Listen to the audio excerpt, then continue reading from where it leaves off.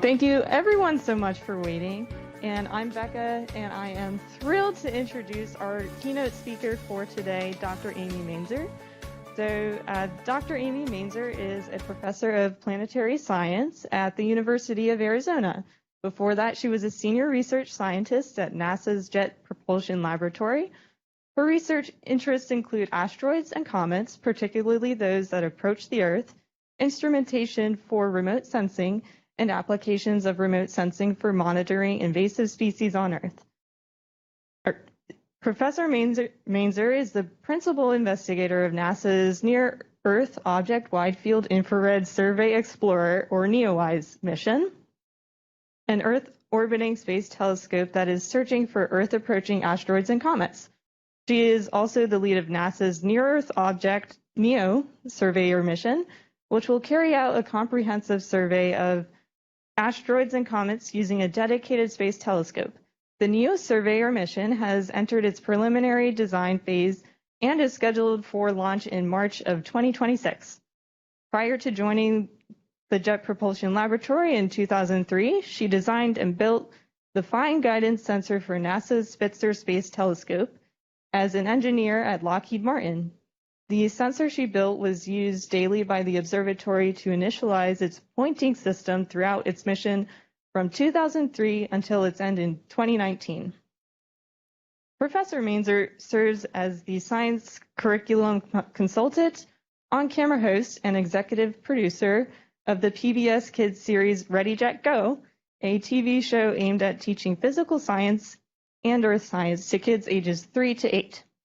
And she served as a science consultant for the Netflix movie Don't Look Up. Professor Mainzer is the past chair of the American Astronomical Society's Division for Planetary Sciences, the world's largest professional society of planetary scientists. She serves as the chair of NASA's Planetary Science Advisory Committee and is a member of the NASA Advisory Council Science Committee. So without further ado, take it away, Dr. Mainzer. Hey, thanks so much. I really appreciate the opportunity to talk with everybody here today. I thought what I would do is kind of present a broad overview of why asteroids and comets are important to the study of the origin of life, or just, what are some of the connections between these two topics. And I think, why it's so important for people who study asteroids and comets, similarly, to work with folks who study the origins of life, because we have a lot in common, and there's a lot of mutual connections between these topics. And of course, with any time you have cross-disciplinary work like this, I think it really improves on both fields. So let's go ahead and jump right in. And I think, Becca, you'll feel free to stop me if we've got questions or anything like that. It would be really great to get them, and I'm happy to answer questions anytime.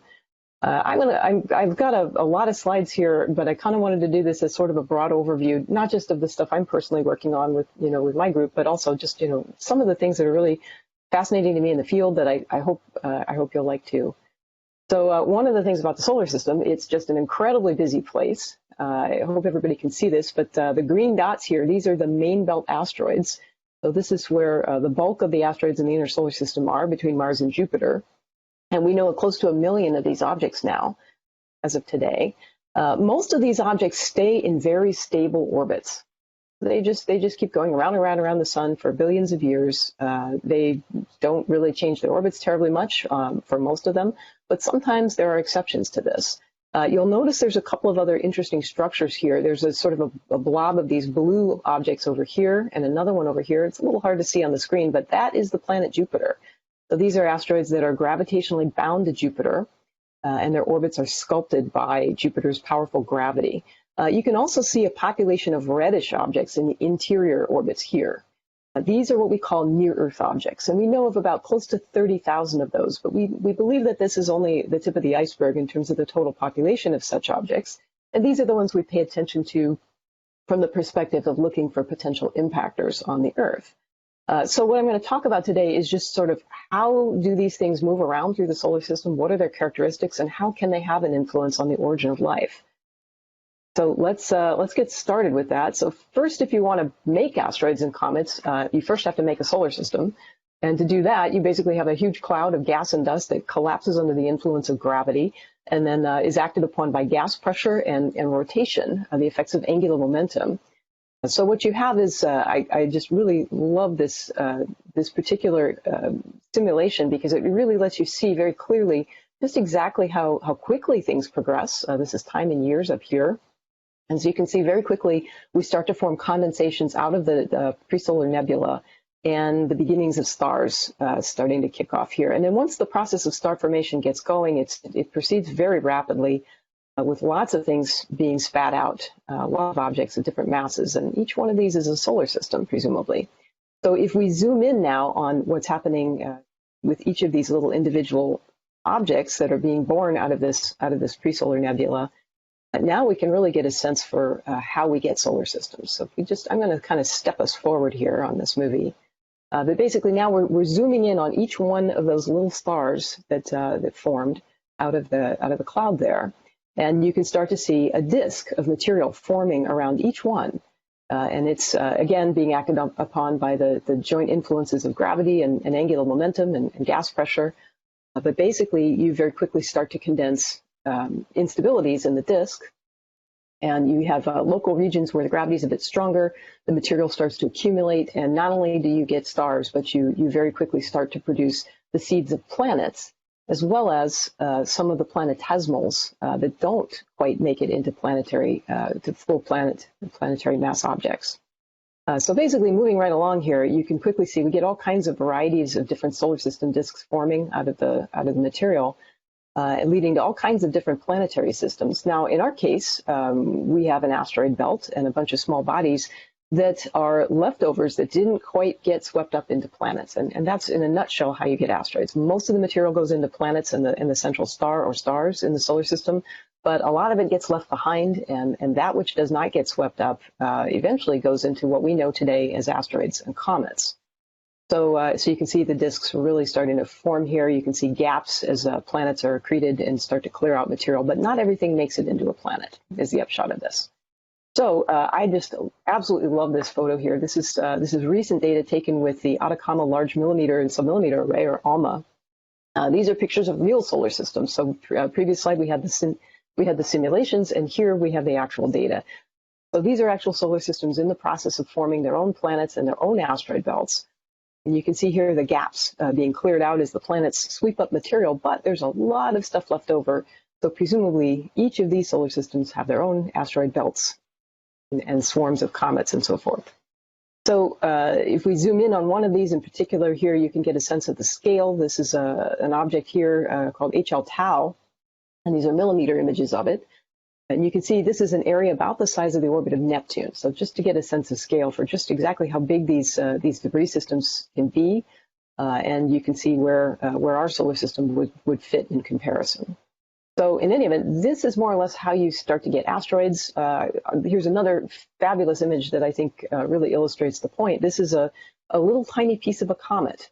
And zooming in here, this is an image from Hope Ishii at the University of Hawaii. And if you zoom in, you can really start to see these are the aggregates of all of these little particles of dust that have accumulated over time. And eventually these things grow, and this is what becomes the asteroids and the comets that we have left over today from the formation event. Okay, so now talking specifically about the near-Earth objects, why do I keep saying object instead of just asteroid? Well, in this case, I mean two classes of objects. I'm referring to both asteroids and comets. When we talk about asteroids, people typically think of rocky objects, things that are primarily composed of rocky and refractory materials. On the other hand, we have comets, which contain a lot more ices mixed together and all held together in a rocky matrix. I like to think of them now as kind of opposite sides of a spectrum. Today, we know that asteroids span the gamut of everything from really nearly solid pieces of nickel and iron to things that are very weak assemblages of rocky materials mixed together with ices that are very much like comets, that can sometimes, in some cases, we think, be comets that have just gotten too close to their central star and have lost a lot of their icy material. On the other hand, you have the comets, which are mostly mixtures of ices and rocks held weakly together. So these things span the gamut. Sometimes we see objects that look like, from their orbits, they have perfectly normal main belt asteroids, nearly circular orbits, and yet sometimes they sprout tails, just like a comet does. And on the flip side, like I mentioned, sometimes we see asteroids where it looks like this thing used to be a comet, and has just made one too many passes by the sun. But in general, that's why we say near-Earth objects, because we refer to both classes of types of things, asteroids and comets. Now, the classification of something as a near-Earth object has to do with its perihelion, the closest approach point to the sun in its orbit. To be classified as a near-Earth object, it has to get within 1.3 astronomical units of the sun. That means 1.3 times the distance between the Earth and the sun. And that's just how we classify these objects. Okay, so from an origins perspective, why would we care about these? Well, of course, they can impact the Earth, and that can have major consequences for life, both good and bad. These are sources of volatile rich material that can be delivered to the Earth. There's been a lot of discussion about exactly how much influence that had on the accumulation of water on the early Earth. And of course, obviously, these objects can cause tremendous disruptions to our biosphere, and we'll see evidence of that here coming up. Okay, so I have posed here 4 questions about small bodies, and we'll try and step through each one of these here. To just, from my perspective, these are questions that I think are interesting. For one thing, we would like to know when impacts occur, and in fact, specifically, we'd like to know not just on a geological timescale, but we'd really like to know what happens on what I would call a kind of a human timescale. In other words, the next century or so. We'd like to know what will happen in our next century. Will there be a major impact? And if so, how bad might it be? So we could answer both of these questions by finding the objects, tracking their orbits, and then also be able to say something about the severity of impact, which basically boils down to constraining the kinetic energy. And that in turn really just boils down to the impact energy, which is the mass times the velocity squared. We get the velocity once we know the orbit of the object, so now the problem is how do we get a good estimate of its mass? Well, that boils down to constraining density, but the diameter is really the key parameter because the mass scales as the diameter cubed. So in other words, small errors in measuring the size of the object can have a really big effect on the potential impact energy. So we'd really like to know the size. Then we have a whole host of other parameters we'd like to understand, such as the density, the porosity, object shape, spin state, and multiplicity, if it has any binary or other moons that are orbiting it. So these are some of the questions. We'd like to know when and how bad. And then from an origins perspective, we'd also like to understand just, how much of this primitive, unprocessed or very minimally processed material is there among the small bodies in the solar system. And we'd also like to understand how this material can get transported through the solar system and eventually arrive at the Earth. So we'll look at that as well. So from the question of when, now going back, so we have a really unusual event in terms of asteroid science that occurred in 2013. And this was really quite an amazing event because on this very day, there was predicted to be a close approach of an object, but its orbit was very, very well known, and it was not supposed to impact the Earth at all. So when this occurred, it was a huge surprise. And I remember hearing about this on the radio and thinking that this doesn't make any sense. We knew this object was going to pass, and it had really, really no chance of an impact. As it turned out, this was a huge cosmic coincidence. There really was a second asteroid completely out of the blue. It came from the direction on the sky nearly close to the sun, and it exploded over the surface of the Earth in Russia. So here are the contrails. One of the reasons this is an important event is because it is so well studied with all the dash cams and security cameras and cell phones that people had. We have a really good idea of what its orbital trajectory was. That's how we know it was a completely separate object from the original one that I mentioned. And we also were able to recover fragments and pieces of it. So it broke a lot of windows. This object exploded high up in the Earth's atmosphere. It was not large enough to make it intact all the way to the ground. So that's really, really good. But it was able to break a lot of windows, and it did send about 1,600 people or so to the hospital, mostly from injuries from broken glass. People saw the explosion in the sky, and they went to the windows to take pictures of it, and then the shockwave hit. So, but this does sort of beg the question as to exactly when the next impact might occur on timescales that we are caring about, or that we care about as people, on the scale of the next century or so. Okay, so these guys they do make it out, but yeah, it was quite a surprise for everybody. So again, how often does this happen, and what are we doing about it, if anything? What should we be doing about it? So. This now is one of the very best studied objects right here. And this is, of course, the famous Chicxulub impactor that hit off the Gulf of Mexico. So the object that exploded over Russia was very, very tiny. We think it was somewhere in the neighborhood of only 17 to 20 meters across. But this object was much larger. This was an object that was somewhere between 5 to 10 kilometers across. And now the impact doesn't just break windows, of course, it creates global effects. You can see here there's evidence of the ring structure of the crater that was left behind here. This is a radar image from NASA, from the space shuttle. And you can see here just the scale of it. This created about a 200-mile or 200-kilometer wide crater. And the signs of the impact are spread across the globe in the fossil record. It had an enormous effect on the Earth's biosphere. I've got a plot here of the number of genera, so one level up from species, going back over roughly 500 million years. And you can see the diversification of life as time goes on, eventually reaching the impact event here.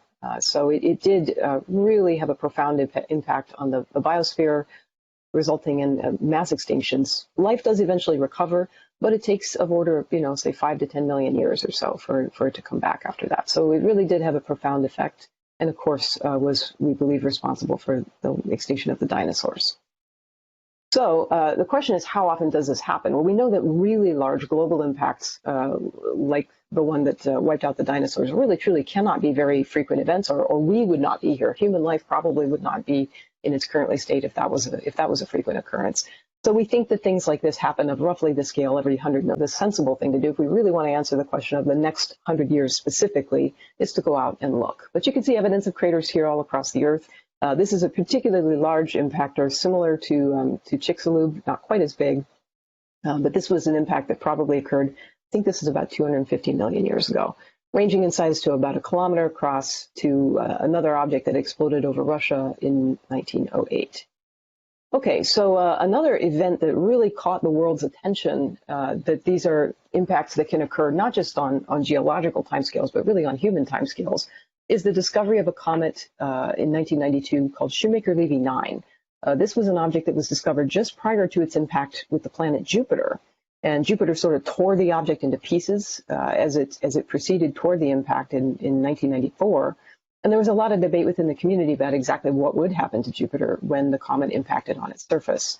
And sure enough, there's some really spectacular images that were collected by the Hubble Space Telescope, documenting that indeed, the comet did leave detectable scars on the surface of Jupiter. And in fact, each one of these is sort of roughly the size of the Earth itself. So that certainly got everybody's attention.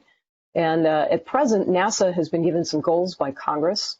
So the first goal was the so-called space card goal, which was to find and track all of not all, but about 90% of the kilometer-sized and larger near-Earth asteroids. Now, I didn't say comets, but near-Earth asteroids. And that took the community about 10 years roughly to complete. And at this point, we now believe, the good news is that we've found more than 90% of all the kilometer and larger near-Earth asteroids. So that's the great news. Now Congress has given NASA another objective, which is to find 90% of all objects, of all near-Earth objects, larger than 140 meters across. Now that seems a bit specific. Why 140 meters? Why not 100? Why not 200? Well, roughly this is the size where this is an object now that's capable of causing what we might call severe regional damage. So in other words, damage on a pretty wide scale that would certainly cause global effects in its consequences. So at this point, that's what we're working on now as a community, and we're making some progress, but we have a lot more work to do there. This is the current suite of the observational program carried out by NASA. There are a few other telescopes that I have not shown here, but these are some of the workhorses. So we've got the Catalina Sky Survey here in Arizona, Pan-STARRS, a few telescopes in Hawaii, a new telescope that's being deployed in the southern hemisphere, and I'll talk about NEOWISE because that's the project I work on, in space using infrared wavelengths of light instead of visible light, like the other telescopes. So this is the progress that we've made to date on near-Earth asteroid discoveries. And if you separate these out by size, the kilometer-class near-Earth asteroids, you can see here, this curve is relatively flat, which we believe at this point means that we really have run out of most of the objects to discover, and that we really have found the majority of these objects in this very large size category of asteroids. But for the smaller objects, the curves just keep going up and up and up, meaning we haven't come close to exhausting the population yet. And if we break them down today, with the telescopes that we currently have, right now, most of the things we're discovering are on the smaller size. end of the scale. And that is because we are limited in what we can see. We kind of just can't see that far away from the Earth. So we kind of have to wait for things to come to us. And as I mentioned, there are a lot more small pieces than there are really big ones. So we're having a harder time achieving those really high levels of completeness on the larger objects. And to do that, we need more capability that can see further away.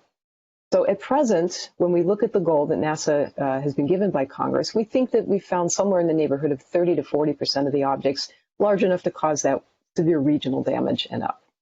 So we still have a lot more work to do. And we are looking at some ways to expand capability.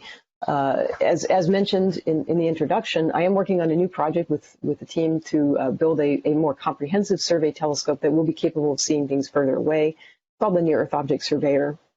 And its objectives are simply to go out and fill out our knowledge of that population of objects that are large enough to cause severe regional damage. And then hopefully help to provide some guidance on things like the sizes of the objects. We'd like to really be able to find these objects and do a sort of a basic physical characterization of them and do it as quickly as possible.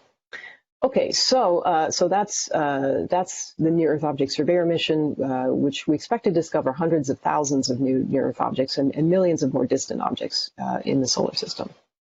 It will do so by operating at the Earth-Sun L1 Lagrange point. So the idea is to be just outside the orbit of the moon, where we can sit and survey these very wide swaths of sky. And in particular, we really want to look for asteroids that have very similar, very Earth-like orbits similar to the Earth, because that allows them to have more chances of making a close approach. I'm going to go through this a little quickly here, but basically the idea is we have ground-based telescopes like the Vera C. Rubin Observatory that's coming online that will survey large swaths of the night sky, and we'll be looking over here at these cones that sort of look at the regions of the Earth that are closer to the, or rather regions of space that are closer to the sun on the sky. So it'll provide some complementary capability to look out for all kinds of different asteroids, including ones that have very circular Earth-like orbits, as well as ones that have more elliptical orbits. Okay, so in any event, if we get going on the sky as we expect, we hopefully will reach, with all of the surveys combined together, in not too very long, we will be able to get pretty close to that 90% goal given to NASA by Congress. So if we do that, hopefully we'll have a quite comprehensive survey of the near-Earth objects in our solar system and in the not too distant future. So how do we do this? Well, we've got to look for things that move. And of course, there's a lot of confusing sources out there in the sky, including stars, galaxies, and even other more distant asteroids that really pose no hazard whatsoever. If we take this example image from the existing space telescope that we have, which is NEOWISE, we can take a look at what we expect the field of view to be from the NearEarth Objects Surveyor mission. So it'll be a pretty large swath of sky we'll see at any one time. There's all kinds of interesting things in the sky that we have to watch out for, though, that are potential sources of confusion, like this lovely planetary nebula here, a bunch of galaxies, clusters of galaxies, interstellar dust, other artifacts from the telescope itself. So how do we find the asteroids in all of this? Well, in this particular set of data from WISE, we can start to suppress the background sources. So basically map the things that don't move and mask them out or subtract them out. And now we can just barely start to see the moving objects popping out, and there they are. These are mostly main belt asteroids, however. These are asteroids that are far away and never make really close approaches to the Earth. So we care about them from a scientific standpoint, but from a hazard perspective, we want to get rid of them. We want to eliminate them. There are other artifacts we have to watch out for. We can start to identify these ones as known objects. But here is a particular one, and you can see its motion is quite different on the sky from the more distant main belt asteroids. This object is what we call a potentially hazardous asteroid. It has one, that means its orbit carries it quite close to the Earth's orbit. It doesn't mean that there'll ever be a collision with this object or anything like that, but it does mean this is an object that we pay much more careful attention to, and these are the real targets of our search from the hazard perspective. Okay, so if we are successful in our efforts to get the survey telescope built, basically, once it launches, it will very quickly go out and survey the asteroid belt and the near-Earth object population. It should accumulate a lot of things very quickly and hopefully getting us very close to that 90% goal given by Congress to NASA. Okay, so that's a little bit about the when question. If we can find the objects, get good orbits for them, we can figure out when they might make close approaches. But now the question of how bad an impact can be answered. And to do that, we need to make some basic measurements, like I said, of the object's physical properties. Most important are the diameters as well as the densities. So returning back to that object that exploded over Russia, this is the single largest crater, if you will, that the object made, and it's basically a 6-meter wide hole in an icy lake. This is the largest piece that was recovered right here. On the flip side, like I said, this was an object that was relatively small, about 20 meters across. Broke a lot of windows, but there was no big crater. On the other hand, if the object is just slightly larger at 50 meters across, now instead of a small hole in the ice, you get a kilometer-wide crater on the ground. I actually have a couple of pieces of meteorites here, which I'll hold up. I hope everybody can see these. But this little piece right here, this is a piece of Chelyabinsk. So the object right here, this is one of the fragments. And I also have a little fragment of the object that made the crater on the right. So this one, it's a bigger piece, but I don't know if you can see, it's really heavy. And that's because its predominant composition is iron. So you can see even very small changes in the size of the object when combined with its density can make a very big difference in the outcome. So that's why we'd like to measure the sizes, and we'd like to have some way to constrain important properties like density as well. Okay, so in measuring diameters, we have several different tools in our arsenal that we can use. One of the ones that we've been working with in my group is to use infrared measurements. So in other words, if we look at the spectral energy distribution of typical asteroids, so you can see that it consists of kind of two curves here. In the visible portion of the spectrum, you can see reflected sunlight bouncing off the surfaces of the object. And then it's re-radiated as heat. As the sun warms up the asteroid, it gets re-radiated in these longer thermal infrared wavelengths. And the 4 colorful bands here represent the 4 filters that we use on the WISE mission. I've got 2 different albedos here. Albedo is how much light is reflected off the surface of the object. This right here is a more typical stony object at 17% reflectivity here, and I'm holding up the little piece of Chelyabinsk. In other words, these objects are kind of lighter in color. On the flip side, we have objects that are extremely dark and reflect very little sunlight in optical wavelengths. And here is a piece of a very primitive type of meteorite called Allende. You can see it's quite dark in color. So they range in reflectivities quite dramatically, and this can have a big influence on how detectable the objects are. Also, how well we can measure the size. So in a nutshell, if we can collect thermal infrared measurements that sample how much heat the object is emitting, we can, if we know the distance to the object, we can turn that into a pretty good measurement of the object's diameter. Now, I kept mentioning the WISE mission. This is an Earth orbiting telescope that was launched in late 2009, and it was really designed to do something else. The principal investigator is Ned Wright of UCLA, and it completed its prime mission, making a map of the entire sky at these 4 infrared wavelengths that you see here, ranging from 3 to 22 microns. It finished its mission in 2010, but it turned out that even though its primary science objective was not to look at asteroids, it was actually quite successful at doing so, and we've been able to measure about 190-some small bodies, including a couple thousand near-Earth objects with it. It completed its prime mission in 2010, and we thought that was the end of it, but NASA asked us to switch it back on using its 2 remaining channels after the 2 longest wavelength channels are no longer operational. And so now today we are surveying asteroids and comets using these 2 remaining channels here at 3 and 5 microns. So to date, we're continuing to measure asteroids, and even though predominantly we're not discovering that many objects anymore, what we're really good at doing is measuring their sizes. And that's what the focus of the investigation has been. When we look at the sky, another reason for using infrared light to look for these objects is that the asteroids kind of stick out brightly compared to the stars. And that gives us an advantage in finding objects, particularly those that are made of less reflective material, and that's helpful. So even though at visible wavelengths of light, an object might look like it is different brightnesses, it could just be that we are sampling objects with different reflectivities and different sizes. In other words, it lets us, if we use infrared light, we can tell the difference between an object that is small but highly reflective versus one that's much larger but has a very low reflectivity surface, sort of like a piece of charcoal. Okay, so I'm going to kind of whip through these. I'm not going to walk through the equations, but the point of this is to just simply say, if we have a good measurement of an object's brightness at infrared wavelengths, and we know the distance to the object, then we can actually calculate its size. And the way we do that is we have to make a measurement of its temperature and convert that measured infrared flux, or the heat from the object, back into a diameter. And that is what we do with what we call thermal modeling. So basically, in this case, we would make an assumption of the way the temperature is distributed around the asteroid, and then from there, we can back calculate the size. So if we do that, we can now get a pretty good measurement of how big the object is, which goes back to the question of how severe an impact is likely to be. We can also, in some cases, calculate other parameters like the albedo or the reflectivity, and that helps us learn something about its probable composition.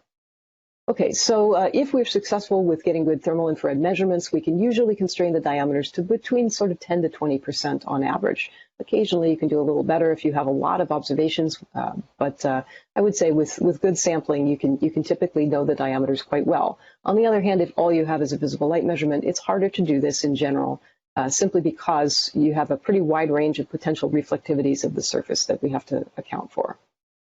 Okay, and in addition, the infrared light is sensitive to both the highly reflective objects as well as the really dark ones, and that helps us get a very good census of the population to understand exactly how many objects are out there.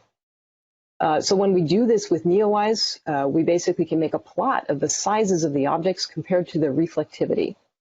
And one of the things we found is that when we make this sample of near-Earth asteroids that are chosen purely based on how much heat they emit, their 12-micron flux, so how much light are they emitting in the thermal infrared, what we see is that there really isn't a huge change in the distribution of the ratio of dark to bright objects over a fairly broad range of sizes. In other words, we believe that there are these smaller, low albedo objects out there in the population, but you have to look in such a way that you can actually see them. So other things that we have noticed in the course of doing this survey is that objects that are discovered using the infrared telescope tend to be on the larger size, and they are predominantly low albedo. So we are picking up this low albedo portion of the population that we believe is out there, but can be difficult for visible light telescopes to see simply because they're optically dark, and that means they're faint. But they are there nonetheless. So what is the nature of this, and how much of this low albedo material? As I've said before, this is some of the least processed material in the solar system. It comes from the farther, more distant reaches of the presolar nebula. So it's evolved in a region where it's very cold, and it hasn't experienced a lot of thermal processing over the course of the solar system's evolution. We believe from our survey with NEOWISE that roughly 30% of the objects that make it into near-Earth object space are made of this low albedo material, and of course some of that is getting delivered to Earth.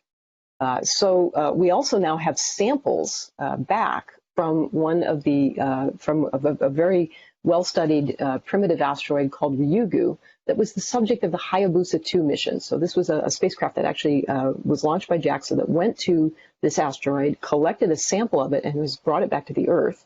And you can see it here. It's extremely dark material, and it looks like charcoal. So I've got, like I said, I've got a sample of this object here. This is another primitive meteorite that's been found on the Earth. But yeah, you can see that this is material that is extremely dark. And so we believe that this is material that is often altered by the presence of water that has been mixed throughout the material, and over time has produced a lot of complex chemicals that have arisen. So this in turn could be very important for how life evolves on not just our planet, but potentially others in other solar systems as well. So where is this material presently distributed throughout our solar system? Well, we know in a broad sense how this works, but now let's take a look at exactly how the details seem to have evolved. So in asteroids, we have what we call families of objects. You have objects that basically undergo catastrophic disruptions. They collide with other asteroids and create a shower of fragments. And that's how we get groupings of asteroids that share similar orbits and similar physical properties. We believe that they originated from a common parent body. By looking at the characteristics of these families, we can sort of map out the distribution of this carbonaceous material throughout the solar system and try to understand a little better how it is distributed. So when we do this, this is my colleague Joe Macero who made these plots, we can basically look at the orbital properties of asteroids. So now if we look throughout the main asteroid belt, so this is the region between Mars and Jupiter here, And if we plot this semi-major axis of the orbits, so in other words, how far away do the objects get from the sun, compared to their inclination, so this is basically how tilted the orbit is. When we look at this, we can see some really distinctive patterns when we plot them by their geometric albedo, so their reflectivities. You can now see that there are these clusterings here. So certain objects that are sharing very similar orbital elements, they're grouped together, and they have similar reflectivities of their surfaces. So they seem to be made of similar material, potentially. We call these asteroid families, and we believe that these are the products of catastrophic disruptions. So something collides with another asteroid, and it creates this shower of fragments, and they stick together throughout the main belt. When we subtract these asteroid families from the background population of all the asteroids that we know about, in other words, these are the ones that we believe are dynamically connected together, that they did share a common parent a long time ago. When we take these out, we can now look at the background distribution of asteroids. You can see that the subtraction of the asteroid families is not completely perfect, but there are some trends that emerge. The material appears to get darker in its reflectivity as you go further out into the solar system. So as we go from the inner edge of the asteroid belt all the way out to its outer extent, you can see that the material is becoming, in general, lower in albedo. And we believe that means that this is where some of the most primitive material lies, in the outer parts of the asteroid belt. But occasionally, some of it does make its way to the Earth.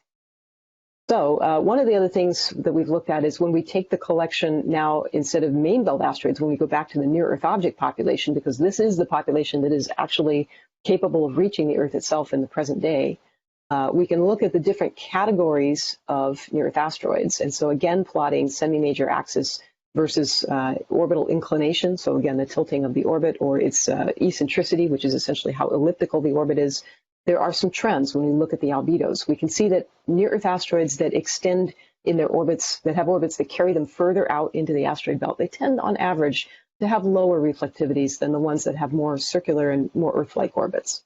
So that's another general trend that we found using the NEOWISE data. But we'd really like to, like I said, we'd really like to understand exactly the nature of this material and how it gets transported to the Earth. From an origins perspective, I think. So again, these objects are things that have been altered by the presence of water throughout their matrices. And at present, they do contain materials such as phyllosilicates, in other words, clays, as well as amino acids. So really exciting from an origins of life perspective to see that these objects have such complex chemistry. Okay, so now let's look at a little bit of the delivery mechanisms, just so you have an understanding of how this material does arrive at the Earth, or how we think it arrives at the Earth in the present epoch. Now, I had mentioned before that when something is in the main asteroid belt, it stays there on average for billions of years. Most of the time, that's what happens. However, there are a couple of exceptions. It is possible to move through the main asteroid belt and make it into near-Earth object space via a couple of different important mechanisms. One is called Yarkovsky drift, and I'll explain that in a minute, and the other is through resonances with planets. So kind of a broad way to think about it is the influence of sunlight and the influence of gravity. So let's look at the first one here, and these slides are from a colleague of mine who I thought did a really nice job of illustrating this. You can imagine that there's something that happens to asteroids when they get heated up by the sun. The conservation of energy requires that the energy has to go somewhere. Energy is absorbed by an asteroid, and that can cause it to basically have essentially a recoil action, if you will, as the sunlight is absorbed and then re-radiated as the asteroid rotates. And that actually kind of causes a little kick to its orbit, and it can actually push the object into a spiral inward or outward. In other words, it changes the orbit. Even just that faint effect of sunlight being absorbed by the object and re-radiated at a certain time of its local day is enough to change its orbit. Now, it takes a very long time for this effect to happen. This is not fast. This acts on very slow timescales, but it's enough to cause gradual drifting of the object's orbits. And when that happens, now gravitational resonances can take over here. And I've got a couple of examples of what I mean when I say resonances. This is an example of what we would call a 2-to-1 resonance. So imagine if you're swinging on a swing set and you kick your legs, and if you kick your legs at just the right point in your swing, you'll go higher and higher and higher. Well, the same thing happens with planets and asteroids. Once objects' orbits get locked into certain classes of resonances, if you put an asteroid near these planets, now what will happen is its eccentricity, the squashiness of the orbit, if you will, can get pumped up and can get increased dramatically, and that can really change the orbit fast. So basically, you've got a couple of different classes of resonances that can happen with the planets in our solar system. And when asteroids get into these resonant regions, they can basically get acted upon just like a slingshot. And here's another example of a different type of resonance. In this case, the two planets start out of resonance, but here now you can see the effects of them being in resonance. You can see their aphelia, they reach aphelia and perihelia at the same time. And that can, again, cause this really dramatic effect on an asteroid's orbit if it just gets into the wrong place in between these planets here. So like a slingshot, all of a sudden now the orbit can change really quickly. So here's an example of this. If we look at a certain region of the main asteroid belt in semi-major axis, so distance from the sun roughly, it was one way to think of it, versus the object's eccentricity, so how round is the orbit. If we start off with a set of test asteroids here and we let them evolve, you can see when they cross into these gravitational resonances, which are marked out here in green, now you can see the eccentricities change very quickly, and the asteroids can dramatically change their orbits. And what this means for the near-Earth asteroids is that you can start off here and in a certain region of space, a certain orbit, and now you can get evolved very quickly on timescales of just a few million years into planet-crossing orbits. And now you can have impacts. So in conclusion, I would say small bodies influence life on Earth, and that's why they're interesting from both a hazard perspective as well as an origins perspective. So with that, I'll stop here, and thanks very much.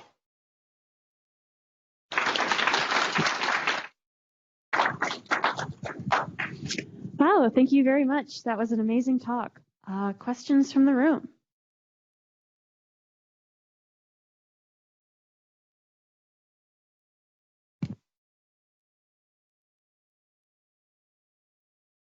All right, I'll go over here first.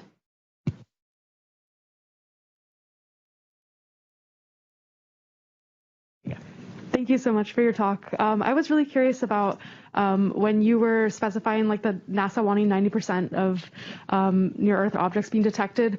How do you establish those thresholds when you don't know what's left out there? That's a really, really, really important question. And there are a couple of ways that we answer that. One is what we call the ReDetection Method. So in other words, each time we discover an asteroid, we give it a name and we can keep track of it. So one way to test this is to see how often we come up with objects that we've seen before. In other words, if we keep seeing objects and now after a certain period of time, we just keep finding ones that we've seen over and over and over again, and we stop finding new ones, that's a clue that maybe we're starting to run out of objects. But it could also mean that our survey is simply not very sensitive. That's another possibility. So to rule that out, we have a second technique that we use, where you essentially make a synthetic population of asteroids. So you assign them synthetic orbits and sizes and so forth, and you essentially build a model of your survey. You basically sort of play a movie, if you will, of using the synthetic population of asteroids, and you play it through your survey, and you see what the synthetic survey actually comes out with, and then you compare it to what you actually saw. And you tune your input population until these two things match, essentially. And then that tells you, okay, this is how many objects are actually out there in the population, and then this is the fraction that we believe that we found. So in other words, there's a couple of ways that we can use to get at what we think is really there. And they work, like I said, we're pretty sure at this point we found the majority of the really big near-Earth asteroids, and we think we're somewhere in the neighborhood of 30 to 40% for the 140 meter class objects. Does that make sense? Yes, it made sense. Thank you. Okay, thanks. Hi, Dr. Mainzer. Thank you so much for the talk. It was really interesting. I had a quick question on basically the Chelyabinsk impact. You had said something to the effect of it. We thought that we had tracked something that wouldn't come anywhere close, and then it turned out there was something that we didn't realize that was sort of out of the blue. I think you said it was in the direction of the sun or something like that. So That's I guess right. My question is, to what extent do we have an estimate of similar situations happening where we might get misled about potential impacts or things like that? Yeah, this is a key question. For an object of the size of the Chelyabinsk impactor, at about 17 to 20 meters across, we only know a few % of those objects at present. So they're just really hard to find because they are faint. We have to wait until they get really close, until we can spot them at all. And in the case of this particular object, the direction that it came from as it made that final plunge really was nearly in the direction of the sun. And that's a direction our telescopes just can't look because the sun is so bright. So yes, it can definitely happen. That's why we're trying to expand our search capability so that we have more telescopes looking in more different directions with greater sensitivity. That said, I mean, we still can't look right in those regions very close to the sun. That's really hard to do. So with the Surveyor, we're going to try to survey pretty close. We'll get to within about 45 degrees of the sun on the sky. But it's still, we'll expand our capability, but there are definitely still going to be objects where we're not going to be able to see. Dr. Mainzer, thank you for your talk so far. And wanted to ask if you could address the question around earthbound observations of NEOs with respect to mega constellations like Starlink or OneWeb and what the impact of those would be. Obviously, it'd be great to be more space-based, but that's really expensive. But if you could address Earth-based observations and the impact on these mega constellations. Absolutely, and that's a very important point. And I have some colleagues who are doing some really wonderful work on this to try to understand the impacts and quantify them better. I mean, certainly from an observer's perspective, more things that are potential sources of confusion are not good. It doesn't make the problem easier. Let's put it that way. It can only make it harder. So it's definitely not helping. And the more objects there are, the more confusion that they will cause. So it's not a good trend. There is a paper that just came out by some colleagues working with the Zwicky Transient Facility who have tried to start quantifying, what they're seeing today. And yeah, I mean, it is really a source of concern, I think, because it just certainly doesn't make the problem any easier. Right now, the paper from the ZTF team indicates that they can do a fairly effective job of masking them out if they know where they are. But as the constellations grow, it's just going to get to be a harder problem. Absolutely. So I would say not good is the short answer. We've got a couple of questions coming in from online. One question is, in light of the influence of small bodies and delivery of the objects and the materials in them to Earth and places like that, what are your views on the theory of panspermia? Oh boy, well, I'm certainly no expert on the origins of life, but I will say it's just really fascinating to think about. There's a whole set of really, really interesting experiments that just show how complex chemistry grows on the surfaces of dust grains. And Dr. Ishii showed that. I showed that slide from her for her imaging of a dust particle. Well, basically, we think that these are wonderful surfaces for chemicals to meet up and become more complex chemistry, essentially. So the surfaces of dust grains are great nucleation sites for chemistry to happen, especially as they're irradiated by their host stars. So, could life have evolved elsewhere? I mean, there's so many planets now that we know about. It seems to me that it would be very probable. Exactly the mechanisms, though, that's a mystery, and I sure hope people will work on that because I think it's a really exciting problem.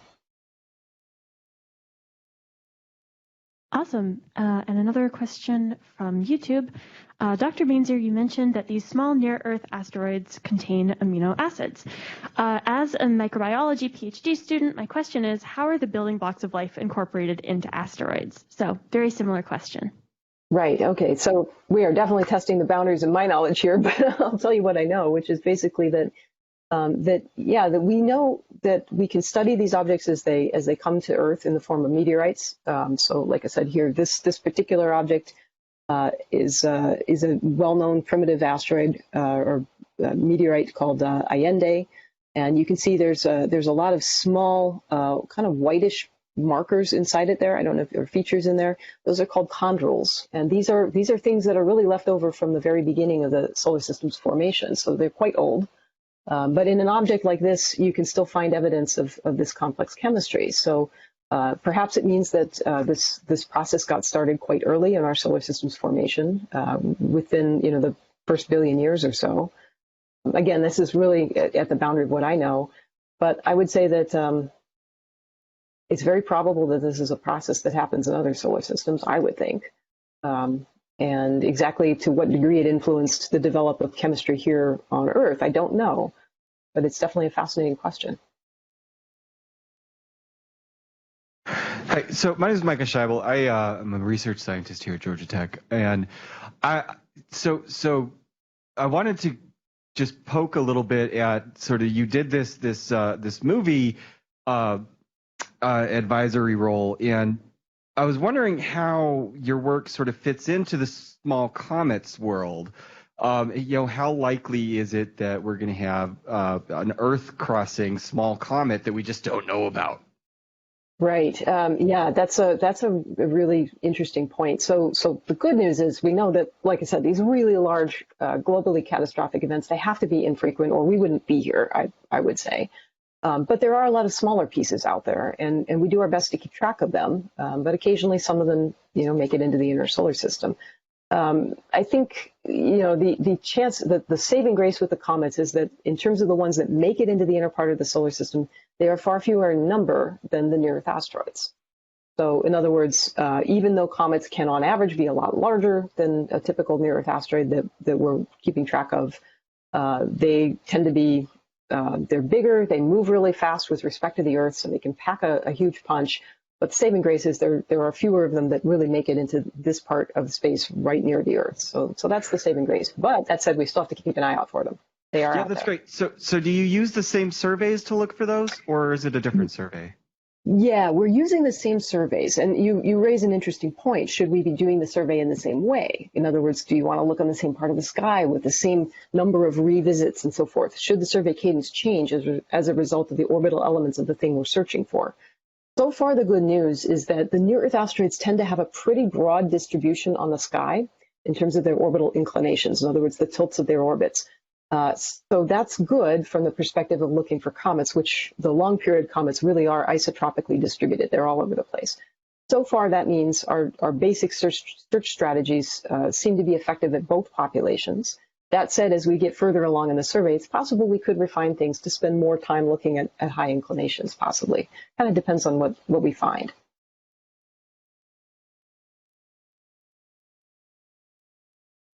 Does that sort of answer the question there? There we go. I had to turn the microphone on for a second. There you go. All right.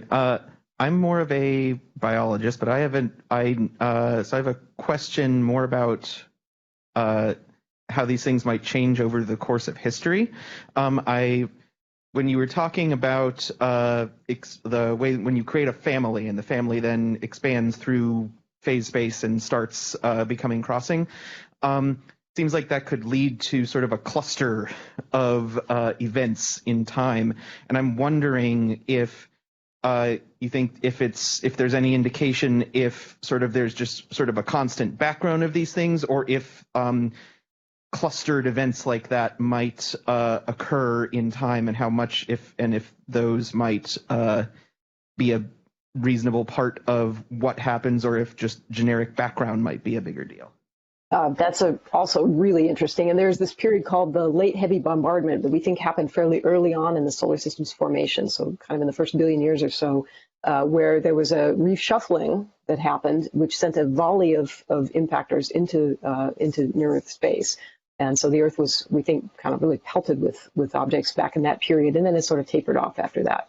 But you're right, you can have these family-forming events, and if something happens close to a resonance, it can really affect the local influence or the local flux of objects onto the Earth. So one of the things I'm interested in looking at, hopefully eventually, is to try to probe that in greater detail, because it doesn't take a huge object to collide to produce a lot of fragments. So we know sort of the broad brush picture of how it happened with the late heavy bombardment, but the exact specifics of what happened since then, I think we would like to have more data to be able to probe that in greater detail, which hopefully we're going to have soon. Great. Thank you so much, Amy, for your wonderful talk. We really all enjoyed it.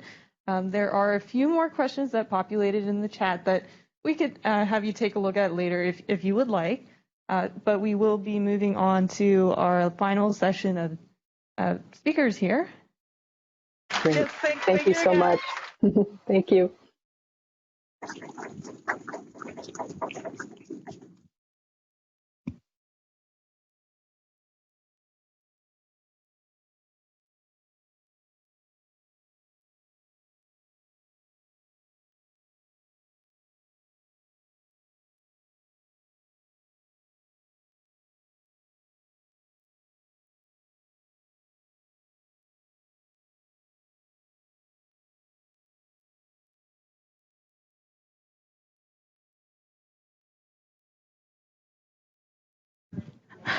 Great, so we can move on to our next one. Is it streaming okay in the Blue Jeans? Okay, great. So the third session for today is called Inside Cellular and Molecular Evolution. And our first presenter will be Kavita Mintinge, presenting on memory and molecular memory at the emergence of life.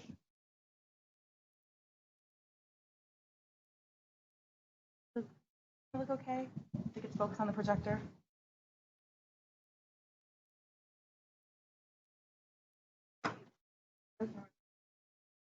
Sorry, everyone, 1 second. It's turning on. Okay, and is it focused on this section? Great, fantastic.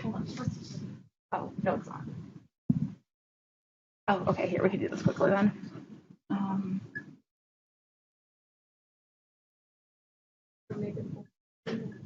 Oh, yeah, for sure. Yeah, that's fine too.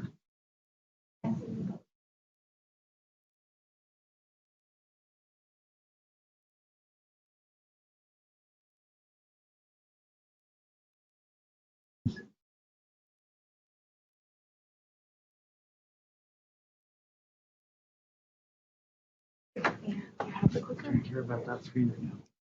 It turned off. We can't find the remote, so yeah.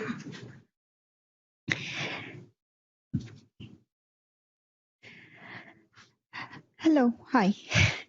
Let me see. Okay, I think this works. Good morning, good afternoon. I am Kavita. I'm from the Williams Lab, and I just want to give an overview about some of the current ideas we have in the Williams Lab about molecules and memory. And I think memory is something very inherent in the origin of life, but it's very implicit. We haven't quite defined it, and hopefully in the next few minutes, I will try to demonstrate how we're trying to do that. So before we go to the origin of life, I want to just break down the word memory. When we say the word memory, we think of all these different ideas and concepts. We think of remembering people, dates, names. Biologists often associate neurons with memories, some of these molecules. Memory is often a word associated with computers as well, where we have short-term, less short-term, and much more long-term memories.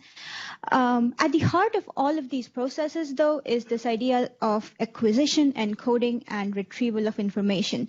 Information of different kinds, but the process itself is the same across all these different formats. Another definition of memory, though, is the ability to record information about events and the facility of recalling them at a later point. Now, this definition is really interesting for biology because biology is amazing at remembering things. So biology is amazing at recording information, and biology is amazing at recalling them. And the most, I guess, amazing part of biology is genetic memory or nucleic acid memory. We have information about genes stored over millions and millions of years. We have information stored as identity of these specific molecules here, ACGT, U in case of RNA. And this form of storage and this type of information stored in nucleic acids is termed as heredity, and it's an excellent form of memory in biology for millions and millions of years. What I want to demonstrate today is that maybe it doesn't stop there. Maybe it goes beyond. And when I say beyond, we mean beyond genetic memory. We talk about non-genetic memory. We see that there are ways in biology which are programmed to record information which doesn't quite reach the genetic level.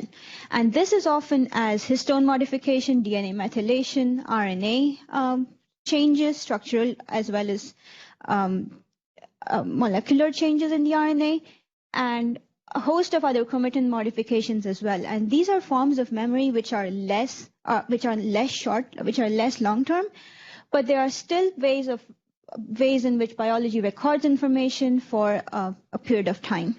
Now we're going to push this a little further and present a couple of other instances in biology where memory is recorded, but we don't traditionally associate with memory. And we want to suggest that maybe these are some of the ways in which biology records. Cell signaling pathways, so MAP kinase pathways, are ways in which cells regulate homeostasis mechanisms, where cells are capable of detecting their environment, detecting their situation, and regulating the upregulating or downregulating downstream pathways. Allosteric regulation, which is a much more short-term form of memory, where we have small molecules regulating specific metabolic pathways, and feedback loops, of course. So these may be called short-term memory, but these are also, we posit, forms of memory in biology. Pushing that even further and going even smaller into the molecular scale, we want to present things like prion-based inheritance. Now, prions are basically proteins, misfolded proteins, which are independent of sequence. So they essentially have very less to do with the particular sequence of amino acids, sequence of genes that code for them. They are essentially structural pieces of information which can last up to sometimes even longer than, which can last generations, sometimes even longer than epigenetics or DNA methylation. So there are, this is prion-based inheritance. The second one is quorum sensing, where we have a different set of live bacteria which are capable of detecting populations and regulating their behavior accordingly. Now, this is regulation, but we would actually argue that this is a form of short-term memory which can last across generations and provide the said organism with some kind of an advantage or disadvantage against the environment. And I think this is where we want to push this boundary even more and say, okay, if biology has so many different forms of memory which we don't traditionally think of, maybe memory is something much more inherent to biology, and maybe that should influence our study of the origin of life. And hence we are working currently within the framework that the origin of life is the origin and evolution of sophisticated molecular memory, which goes way beyond heredity. This is not something completely new, and I would actually say that all the research into the origin of life, beginning from the RNA world, which was, I think, in the 1970s or 80s, has been trying to look for some kind of memory, some kind of system, self-replicating system that records memory, that can transmit it to the next generation. We are currently looking at changes in the identity of the molecules, where we have backbone changes, we have identity of the bases being changed. And these are essentially, I think, attempts by the Origin of Life group to try and identify what kind of memory existed long ago. And although they are all amazing pieces of research, I think we also need to open up our mind to the fact that memory was maybe something way beyond heredity. Maybe it was less tied to the identity of the molecules, something more to do with the environmental processes, the regulation, the recording of information in different ways. The Williams lab right now is working on a system where we can study the evolution of memory, which is non-hereditary, non-genetic memory. And we are studying this within the framework of chemical evolution, although the global, we're studying this within the framework of pre-Darwinism, pre-Darwinism, which is non-genetic memory.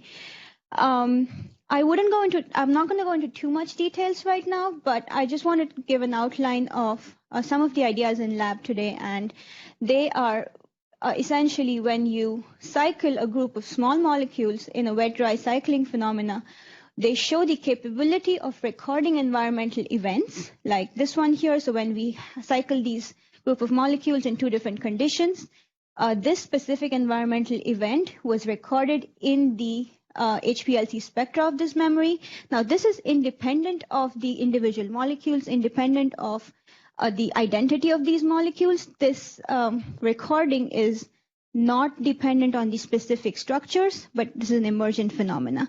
And I think this is something really interesting to know, and I think this should inform future research into the origin of life. With this, I would like to finish my presentation. Thank you.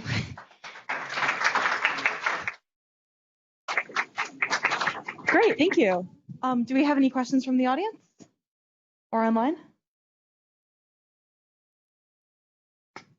Thank you, Kavita. That was a great talk. Could you go back one slide? Okay, so Yes. Could you just explain a bit more about how you're recording the environmental events? Absolutely, yeah.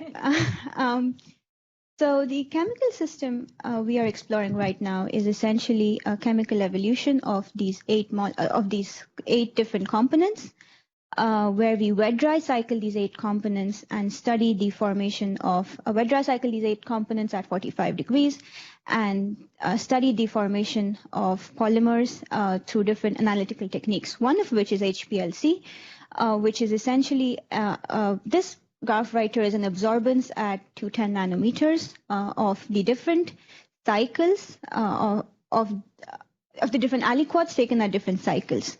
Now, when the same system was run in 2 different conditions, one of which had a perturbation, slight perturbation at one specific cycle and everything else was the same, we recorded that when we compared the spectra, we had a significant, significant perturbation in the HPLC. And this perturbation faded over time. So when we ran this for maybe 15 or 20 cycles, the spectra, then there was no difference between the control and the perturb system. So this is something really, really interesting. And I think this is actually a path-dependent behavior and demonstrates memory. Very cool. And we do have a question from Blue Jeans, which is, do we also understand how new memory is attached to nucleotides when there is evolution in organisms? Are there any specific chemicals involved? I am not too sure about that. I would imagine that I guess creativity in the structure of nucleic acids today would be very difficult. But maybe without the framework of life, there may have been many more chemical groups attached, functional groups attached, and much more creativity, that's for sure. Agreed. Thank you. Any more questions from the room?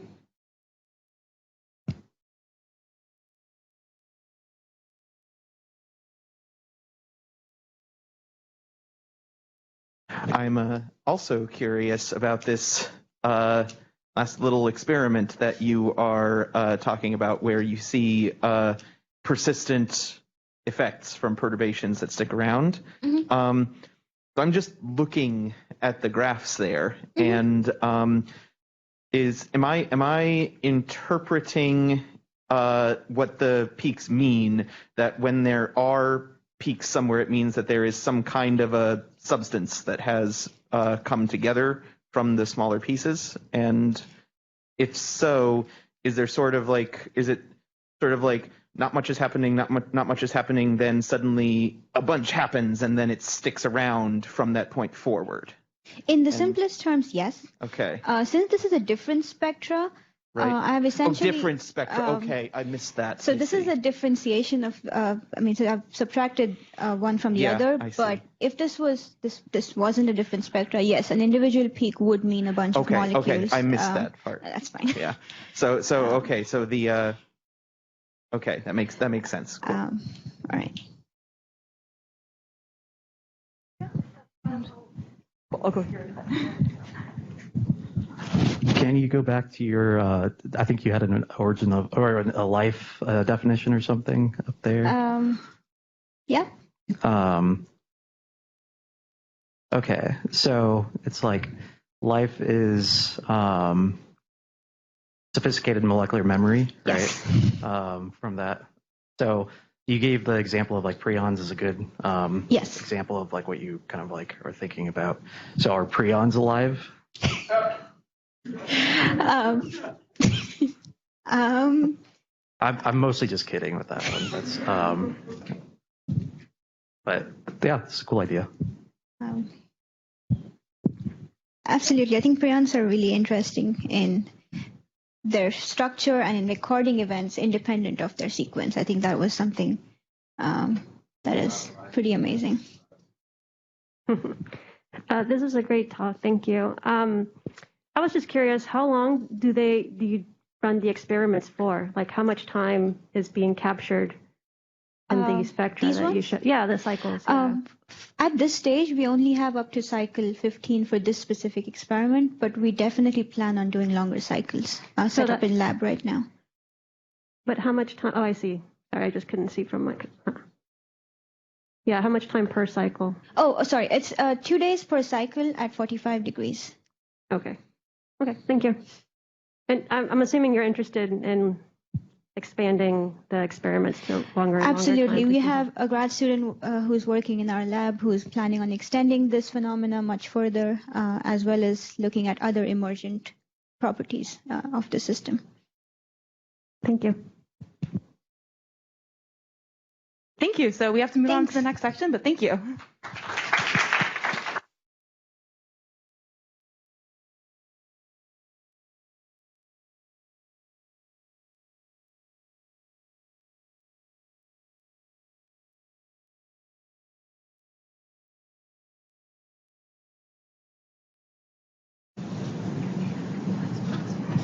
Great. Our next speaker is Jay Haynes, presenting on experimental predictions of ribosomal evolution.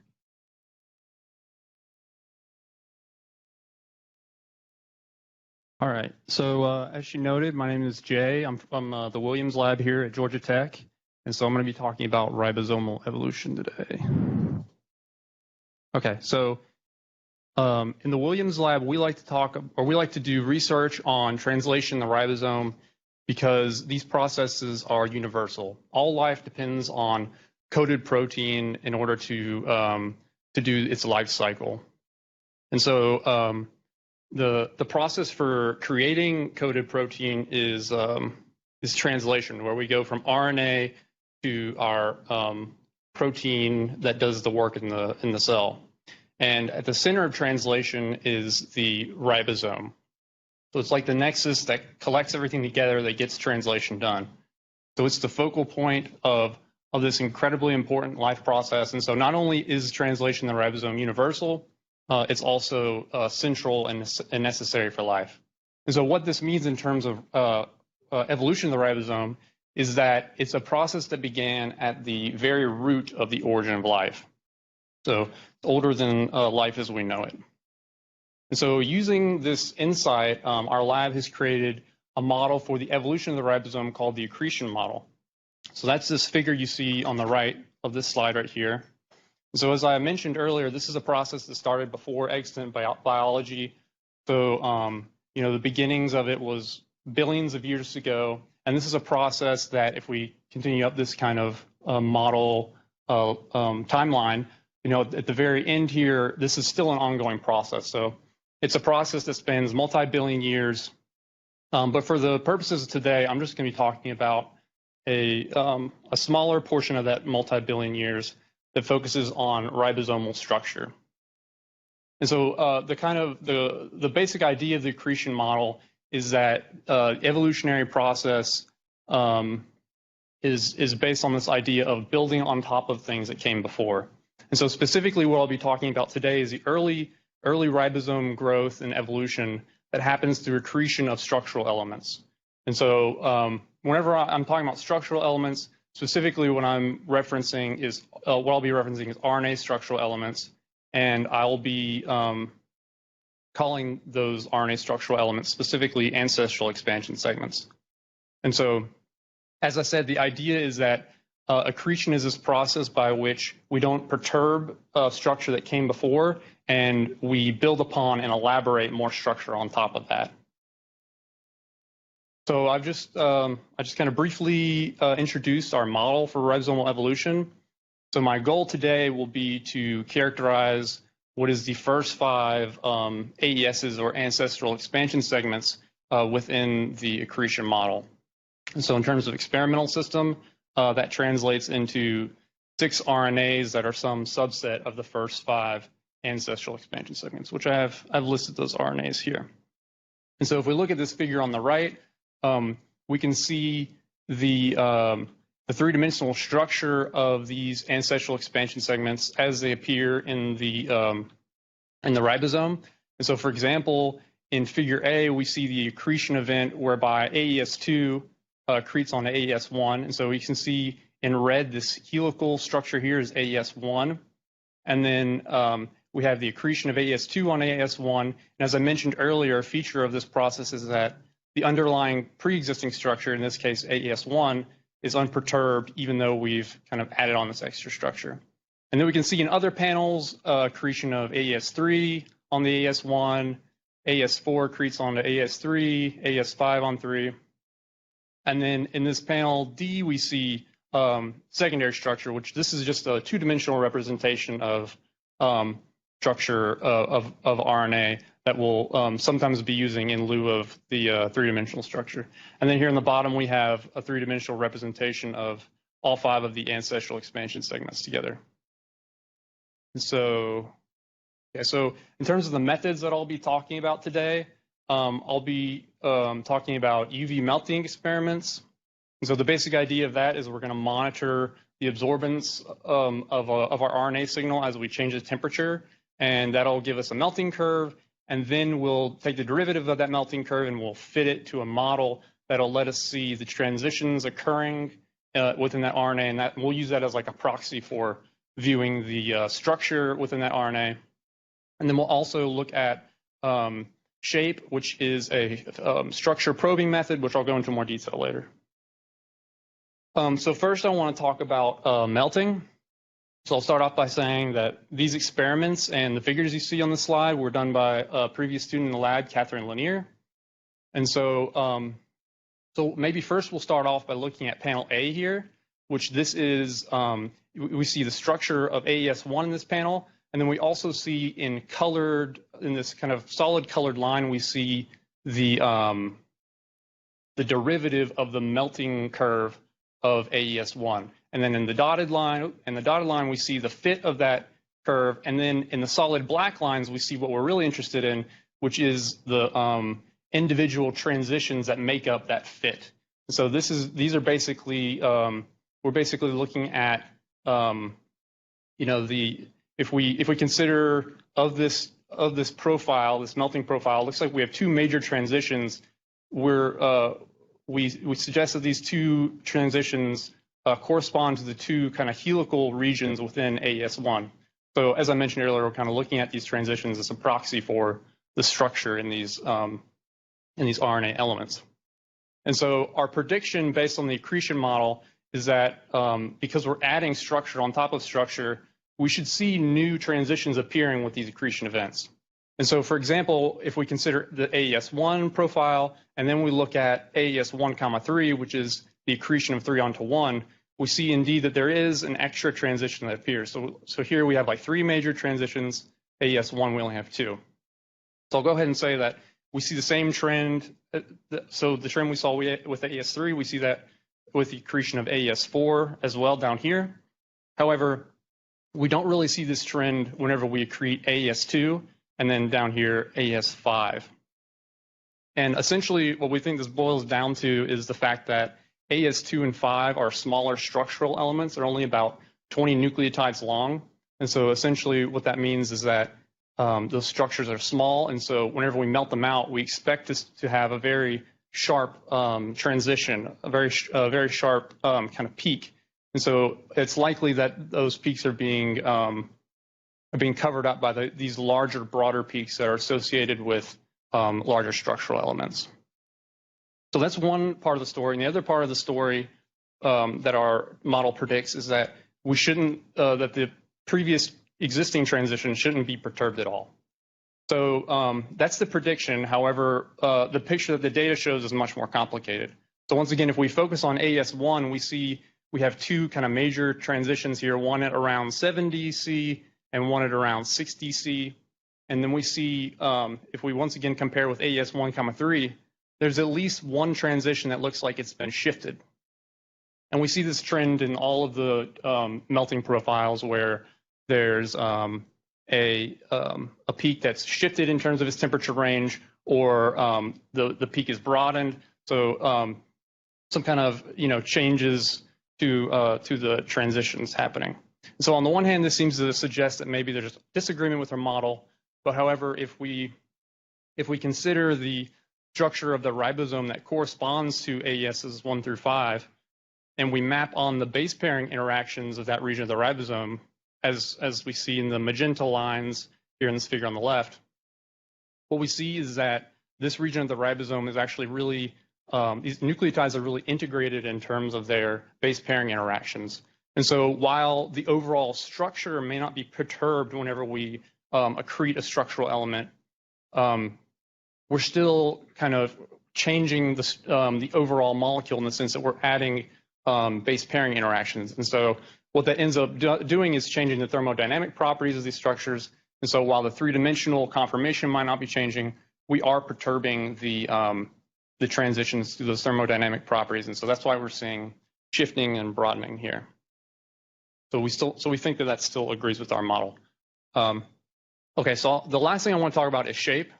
And so the basic idea of a shape experiment is that you have structured RNA, you add a reagent, and specifically this reagent will selectively modify nucleotides that are not base paired. And then we do reverse transcription reaction, and basically what ends up happening is wherever there's a modification, the RT likes to stop, and that creates fragments. And then we can analyze those fragments to get an idea of which nucleotides within our RNA tend to be modified and therefore tend to be not base pairing. And so, okay, so this is like the broad kind of global perspective of the shape data I've collected. And there's a lot here, and so for sake of brevity and clarity, I'm gonna kind of just focus on one region to kind of illustrate comparisons. And so on the left, we see the shape profile of AES 1 through 5. So this may look like a jumble of circles and colors, but the idea is that this is the secondary structure of AES 1 through 5, and essentially what we've done is we've made each nucleotide a little circle, and each circle has a color associated with it, and that color denotes a shape reactivity. So it's telling us what's the likelihood of that nucleotide for forming base pairing interactions. And so we see like really dark colored, dark blue, and that's like low to no shape reactivity.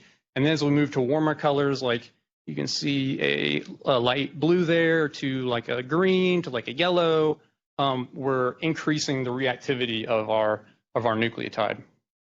And so I've circled this region of the structure, and this is the region of interest that I want to focus on so that it's a little easier to see patterns. And so I've kind of reproduced this region for each of the 6 RNAs that are in my kind of experimental set over here to the right. And basically we see a trend whereby the nucleotides in the region around position 80 tend to have heightened reactivity compared to nucleotides in the surrounding region. And so we take this as indication that our experimental set is consistent in terms of its structure, in terms of its base pairing, but also what we're interested in is whether or not there's agreement between this experimental system and the structure of the ribosome itself. And so if we look at the corresponding region of the ribosome, the region that corresponds to what we're looking to over here, we see that once again, base pairing interactions with these magenta lines, we see that the structure of the ribosome agrees and that the region that corresponds to this position 80 over here is not forming any kind of base pairing interactions. So we see not only does our experimental system agree with itself, but it also looks to agree with the base pairing as we expect it from the structure of the ribosome. Okay. So with that, I want to conclude and just go ahead and say broadly, we think that the data that we're collecting agrees with our model for accretion, evolution by accretion for the ribosome. And it seems like we've been able to resurrect some truly ancient RNA fragments. And even more broadly, we've shown that we can use some biophysical approaches to help us answer some really deep evolutionary questions. And so with that, I will say thanks for listening. I'd like to give credit to, of course, my advisor, Lauren Williams, for helping me out with this project. Anton Petrov, who's a research scientist in our group, did a lot of like the foundational work that led to this work. And then, as I mentioned earlier, Catherine Lanier also made contributions. And then I'd also like to recognize support from NASA in the form of the Center for Chemical Evolution down here, and then the Center for the Origin of Life. And I'd be happy to take any questions.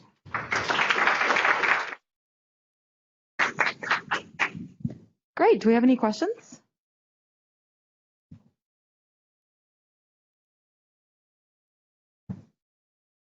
All right. So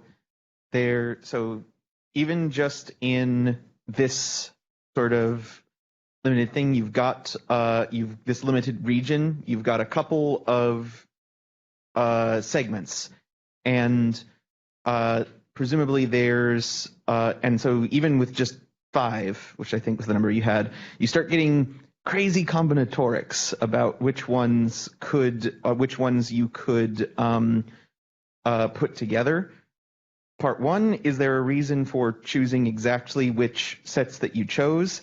And part 2, is it possible that by looking at which additions produce the smallest changes when they're added, might that have relevance to which additions actually occurred in what order in actual history? That's a great question. So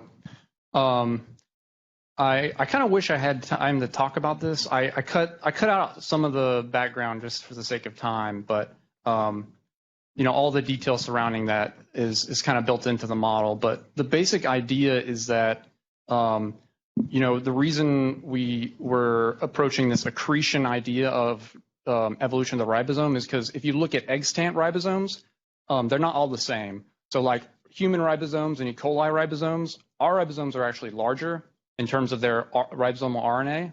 There's an increase in size. And so basically what people have seen is that, even if you look at extant ribosomes, we can kind of see this process whereby, new regions are added onto old regions. And you can actually tell that certain regions came before others because as we look at this slide, because of the way the interactions are within the ribosome, there are certain structures that had to exist before others. So like the metaphor is to think of it like, if you're looking at a tree, it's very obvious that the branch off the trunk clearly grew out of the trunk, and it had to have existed after the trunk. And so we kind of use that mentality of this kind of dependency of structure, and that's the whole basis of the numbering of these ancestral expansion segments. So it's all structure based, and the ordering of the combinations is very dependent on that process. Great, thank you. So we have to move on, so let's thank our speaker.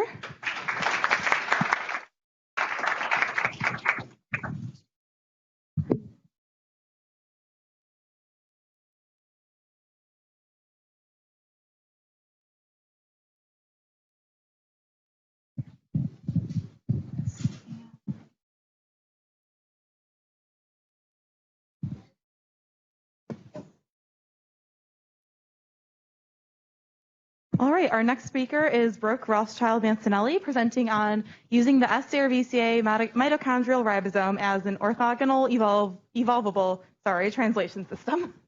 Thank you. All right, as she said, I'm Brooke, and I'm here to round out the trio of Williams Lab presentations. And Jay just talked about the past evolution of the ribosome. I'll be talking about taking the ribosome and evolving it further. And to do this, I'll be using the Saccharomyces cerevisiae mitochondrial ribosome as an orthogonal evolvable translation system. So let's just start with the translation system. As Jay briefly touched on it, it is a system of a lot of interconnected parts. You have mRNA, tRNA, aminoacyl tRNA transferases, and at the core of it all is the ribosome.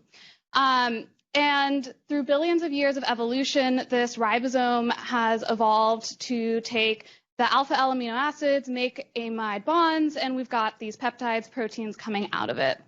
But at its core, it's not just making these amide bonds. It is a polymerization machine. It's finely tuned in the way life is right now, but it is making polymers. So that means its function can be expanded to make other kinds of polymers. And that's actually of a lot of interest when you use like non-canonical amino acids, and other things because it's so efficient at this.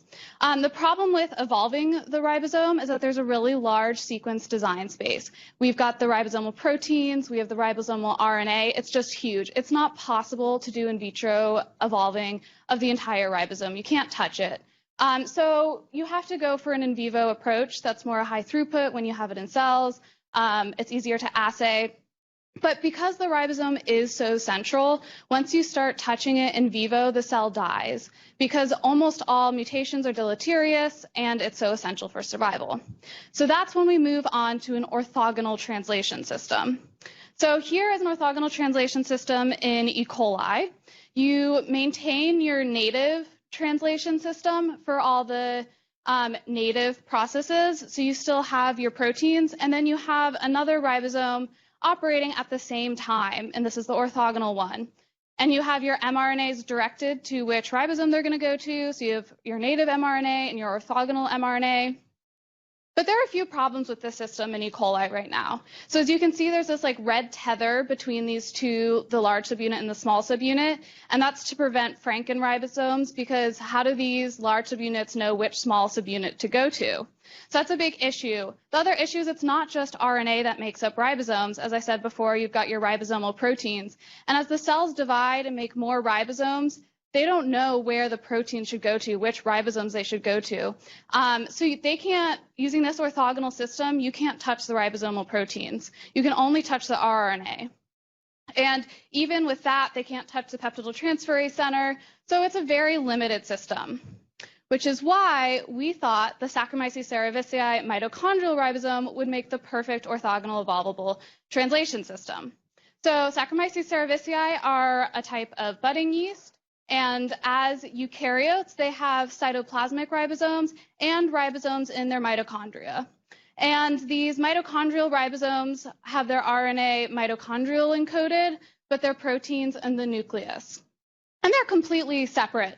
So their translation doesn't affect each other. They, while the ribosomal proteins are nuclear encoded for the mitochondria, they have a specific sequence sending them to mitochondria. So there's no issue of like cross-talking of these two. And so I have the system for using these mitochondrial ribosomes as my system, I guess.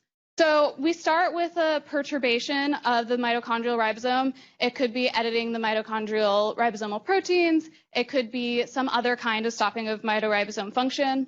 And when I do this, there are two possible outcomes. Either I have functional mitoribosomes or non-functional mitoribosomes. So I can test that using a different type of carbon source in the growth medium. In this case, it's glycerol for these cells. It's a non-fermentable carbon source.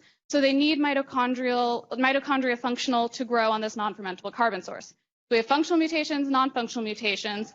But this isn't where the story ends. And this is what's special about Saccharomyces cerevisiae.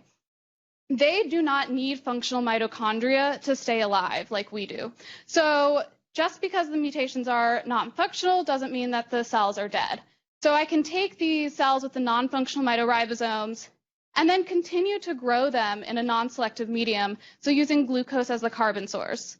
And this allows them to accumulate spontaneous mutations as cells divide, and then I can test to see if any of these mutations are compensatory to allow the mitoribosomes to function again.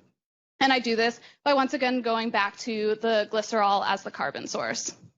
So to test my system, I first started with ML50 as a mitoribosomal protein. Here we have the mitoribosome, and then in cyan we have this ML50, and I truncated it. So I cut off that part in red. And this is a mitochondrial specific protein, so we don't see it in our cytoplasmic ribosomes or anything like that. And I found with this truncation that all these cells are actually YPG positive. So they can grow in the non-fermentable carbon source, which means their mitoribosomes are functional. But that gives us a very limited view. So I have this strain of yeast with GFP that's encoded on the mitochondrial genome, so I can use this as a readout of mitoribosome function.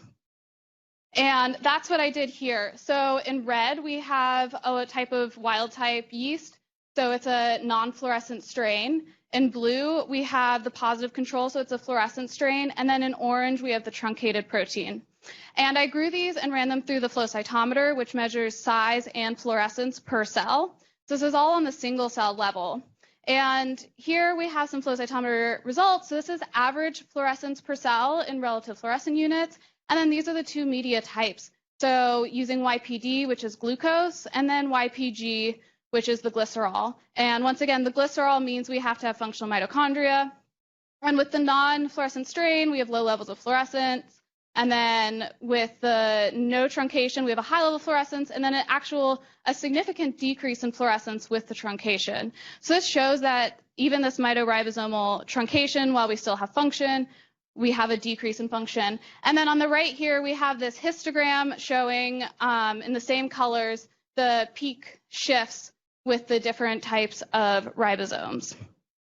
And then, as I said earlier, we were talking about perturbations. So I can easily touch these proteins, but I can't touch the rRNA because it is mitochondrial encoded. But there's another way I can perturb the rRNA. So mitoribosomes are actually more similar to bacterial ribosomes than like their cytoplasmic counterparts. So you can use antibiotics to selectively target mitoribosomes that you can't without touching the cytoplasmic ribosomes. And I started with chloramphenicol. So chloramphenicol prevents peptidyl transfer, usually in bacteria. So this is an E. coli ribosome right here, in the peptidyl transferase center. And then it is known that mitoribosomes, particularly Saccharomyces cerevisiae mitoribosomes, can accumulate one single nucleotide polymorphism to have chloramphenicol resistance. So I went through this evolution experiment using my workflow I showed before. And here we have some suppressor mutants I was able to get. So we have wild type up here, and that was the original strain. And then down here, we have 5 suppressor strains. And then I sequenced their 21S, found the single nucleotide polymorphism, and then used that strain in the flow cytometer to see what happens to mitoribosome function. So we once again have this bar chart on the left with the fluorescence per cell, and we now have added, instead of just the YPD and YPG, chloramphenicol to the mix. So with just YPG, we have very similar levels of fluorescence between the positive strain and the chloramphenicol resistant strain. And then once we move to YPG plus chloramphenicol, only the chloramphenicol resistant strain is fluorescent, and it has a very similar level of fluorescence. So what we can say here is that the chloramphenicol resistance does not inhibit mitoribosome function, even though there is a mutation in the 21S of the mitoribosome. And here is the histogram with GFP fluorescence on the bottom, showing the peak shifts when we have chloramphenicol in the YPG. And with that, I would like to share my conclusions that the S. cerevisiae mitoribosome function decreases with the short truncation of ML50. A compensatory mutation in the 21S of the mitoribosome gives resistance to chloramphenicol without hindering function. And lastly, and maybe most importantly, the S. cerevisiae mitoribosome is an isolated orthogonal evolvable translation system that we can then use to do further perturbations of the ribosome. And I would like to thank Lauren Williams, my PI, and Kirill Lobachev and Wen Ying, because they've been so instrumental in getting me started in yeast. And then lastly, Professor Martin Ott from the University of Stockholm for kindly gifting me this strain of yeast.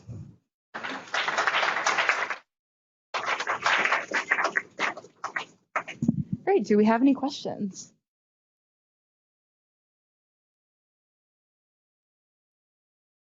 So I think this is probably a pretty simple question because I don't have much background in this stuff. But how does the cell keep living once the mitoribosome doesn't function anymore? What replaces its function?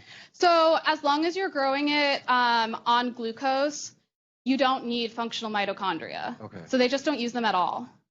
So does the glucose somehow replace that function? Yeah. Okay. Yeah. That was my question. Thank you. Yes. So did you say you were going to be evolving them in response to protein mutation as well, like the. Yeah, so that's in progress right now.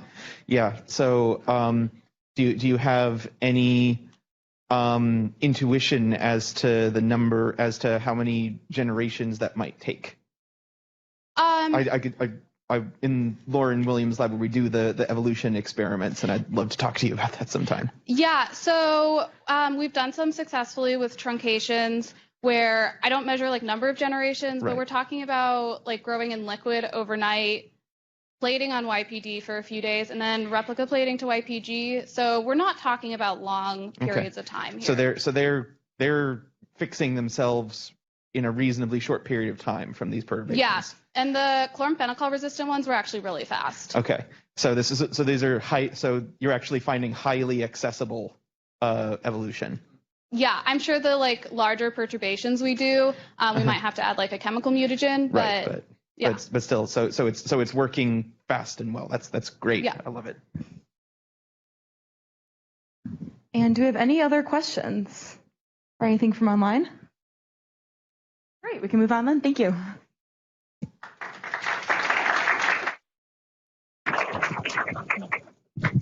And our last talk of the day is Anthony Bernetti presenting on the dual origins of phototrophy, reveals the importance of evolutionary priority effects at major transitions.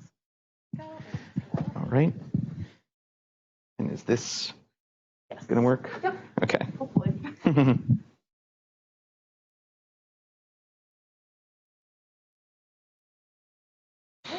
All right. So yes, my name is Anthony Bernetti. I work with Will Ratcliffe here at Georgia Tech.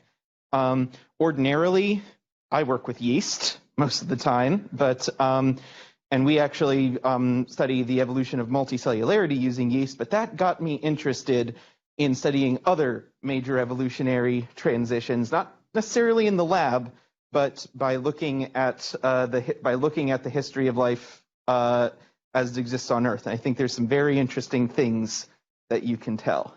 So the big question that got interesting to me was, are major evolutionary innovations and transitions predictable, or are they contingent? And people have been trying to answer this question forever, and everyone's looking at the same thing and coming to wildly different conclusions. There's this wonderful book from Monod in the 70s where he looks at bacterial biochemistry and says, oh my God, this is so bizarre. We finally know we're alone in the universe.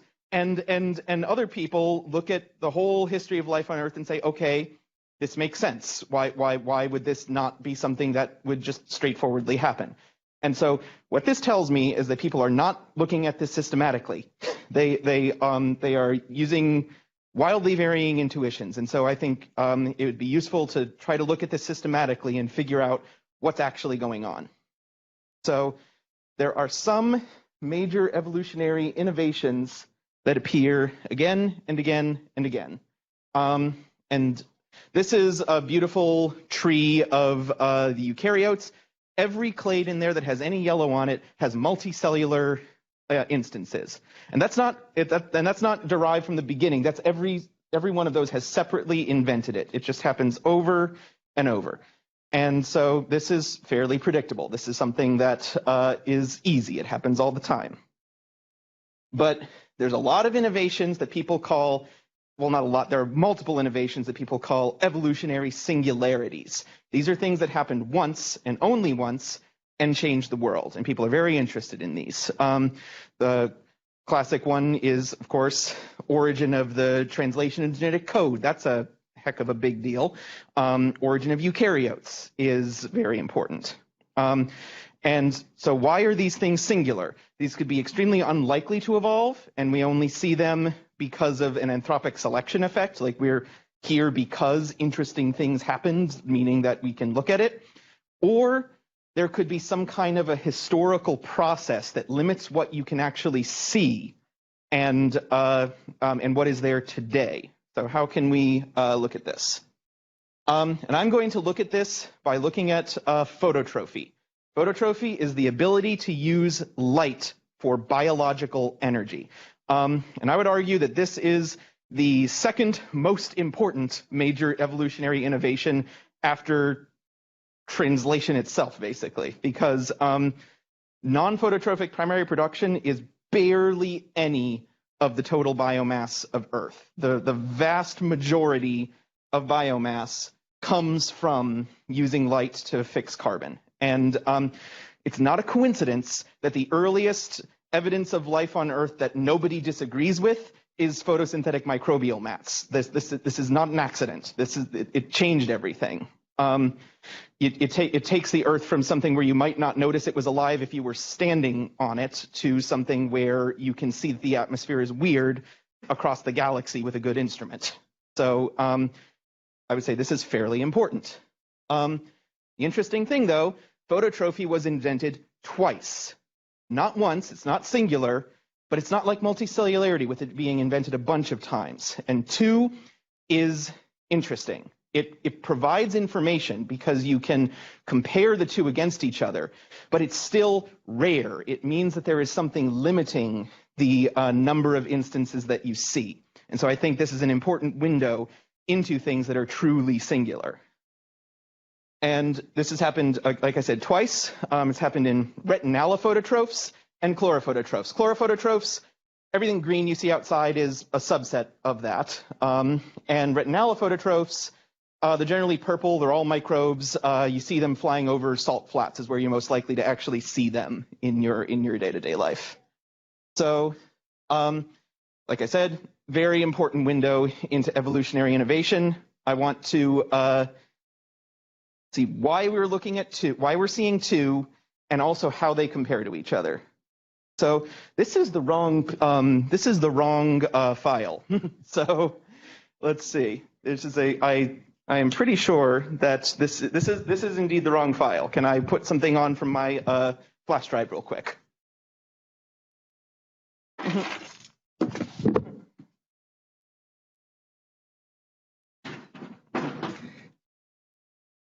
Okay, I got it. I got it from here. So let's see. Or is that the other one? I've got two flash drives on my keychain.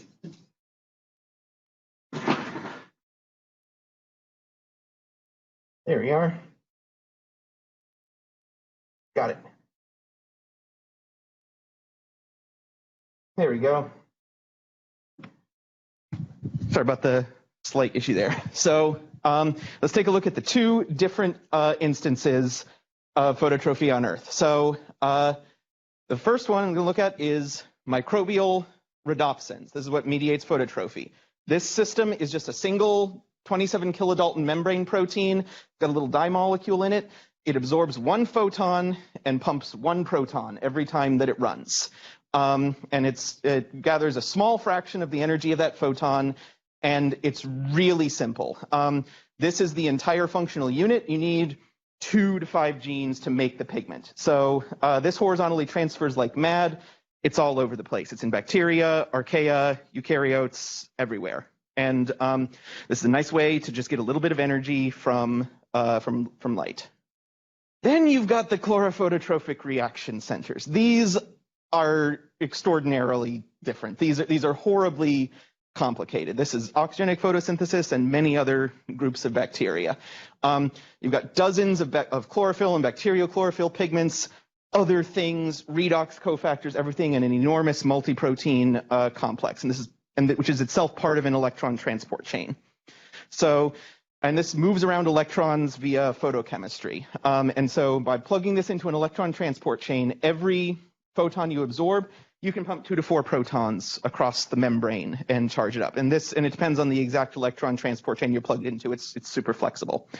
And you can also use it to fix carbon because you can shoot electrons up to energy levels that can be used to reduce the CO2. And in order to horizontally transfer this, you need to transfer 30 genes. It does happen over evolutionary time, but it's rare that you can look at a tree and of life and count the number of times it probably happened. So these things are very different. And yes, this is the most complicated system. This is the one that actually makes oxygen.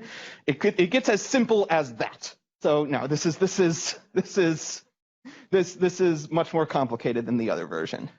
So let's sort of abstract them down a little bit. They're just very different systems. You've got this simple system that just pumps 1 proton per photon. You got this enormous system that also plugs into antenna pigments that sort of funnel light into it and plugs into an electron transport chain. And these things are different in so many ways, in the light they absorb, the elements that are in them. I'm not going to talk about that right now. I'm just going to talk about one particular difference between them. And that has to do with their energy flux and yield versus their mass. And you get this just by looking at the size of the system, how fast it turns over, and what it produces, and bringing these numbers together. And it turns out this tells you something super interesting. This is a graph of the energy flux per unit mass when the system is running full tilt. I dug up a bunch of information on a bunch of different systems. I got 2 chlorophototropic systems and 2 retinalophototropic systems. The retinal's churning energy like crazy per unit mass when it's at saturation. And that's because, yeah, they're not as good, they're inefficient, they run slower, but they're tiny. You get an enormous flux per unit mass. It's really low fluxes per unit mass for the chlorophyll. And so you get an enormous return on investment for the same mass of rhodopsin versus a chlorophototropic system. But at the same time, this larger machinery, it also absorbs a lot more light. It's full of lots and lots of pigment. And so if you actually look at them at different light levels, at low light, the chlorophyll wins hands down. These 2 lines, if at really low levels, this orange line here actually wins handily. At low light levels, the chlorophyll wins handily. At high light levels, the retinal wins handily. So the chlorophototrophs are efficient per incident photon, but then they saturate. The retinal is efficient per unit infrastructure when the resource is abundant. So now this is looking at a couple of systems that exist in life today. I can do better than this. I have actually managed to create this simplified numerical model of just a generic phototrophic system. This can be applied to either chlorophototrophs or retinalophototrophs. You take a central engine as a given in orange here. It's got a certain amount of absorption it can do. It has a velocity, a yield, and then you have different amounts of antennas. And this is a feature of everything that uses chlorophyll and some things that use retinal. And then this whole machinery gets degraded. I've parameterized all of this based on work of 15 other groups who have done amazing experiments.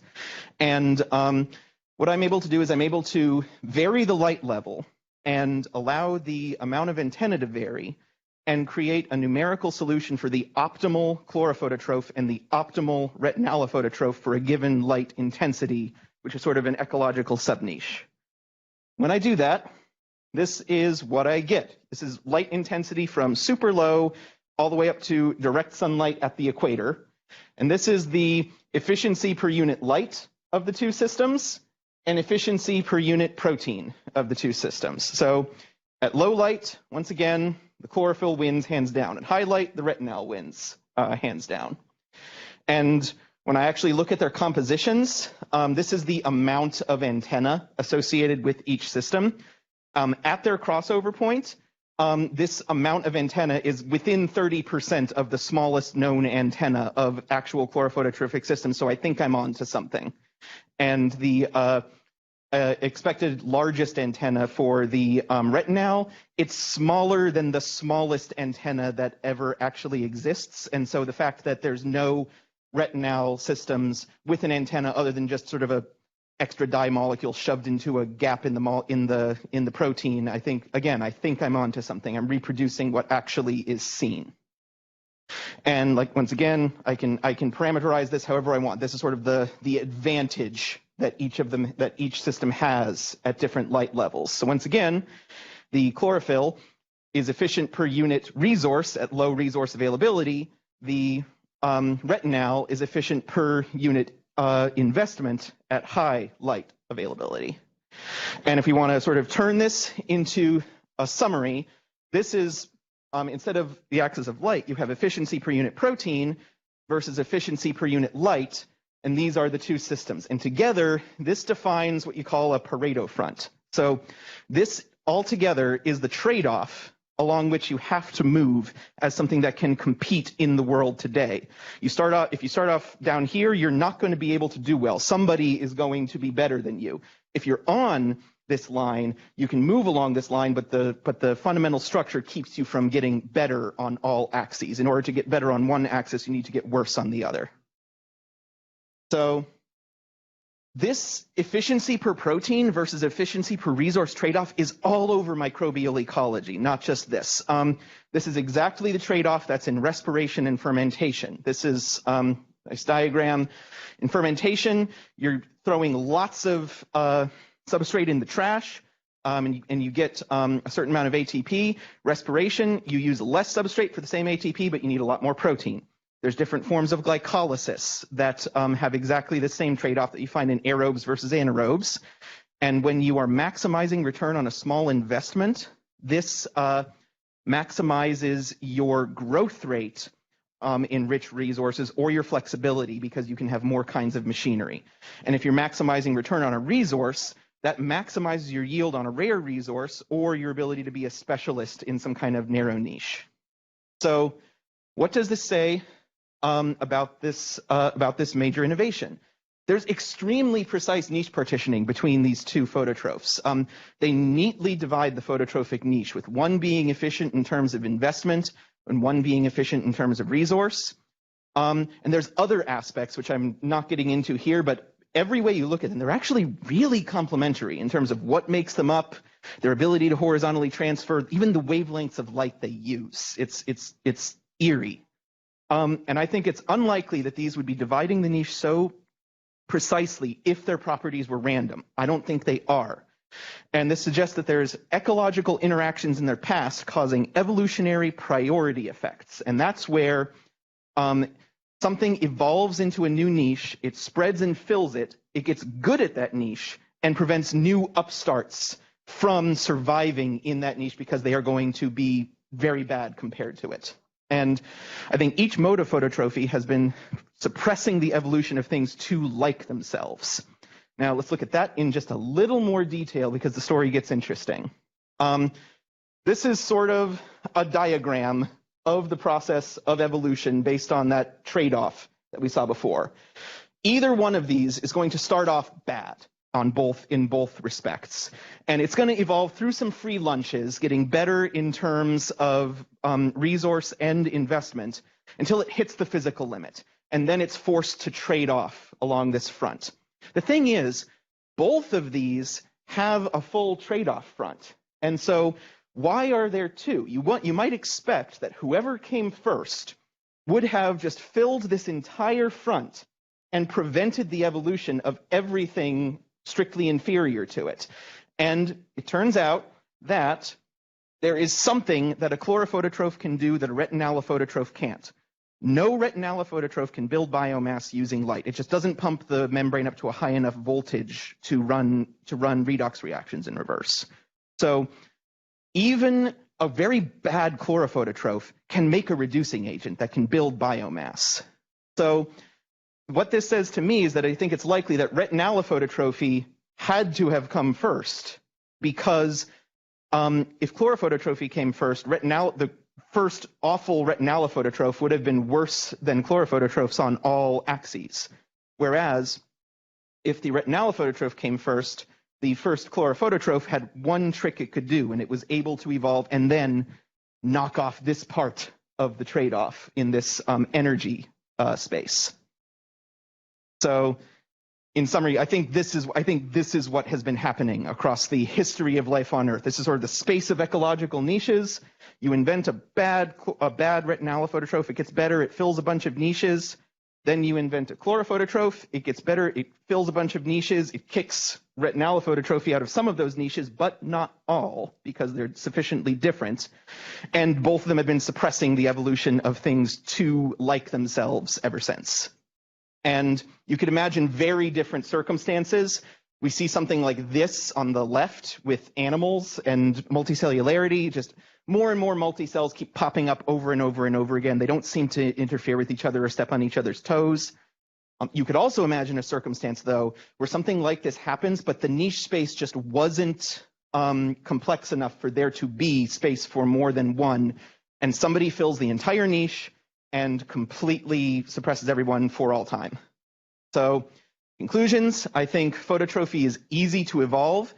It originated independently twice from co-opted non-phototrophic systems. You can see some of the things it probably came from in the case of chlorophototrophy. I think this should be very early in Earth's history and be ubiquitous in any other biospheres. I think that this whole dual singularity aspect suggests that major innovations can rapidly become unbeatable incumbents that leave unrefined upstarts unable to compete.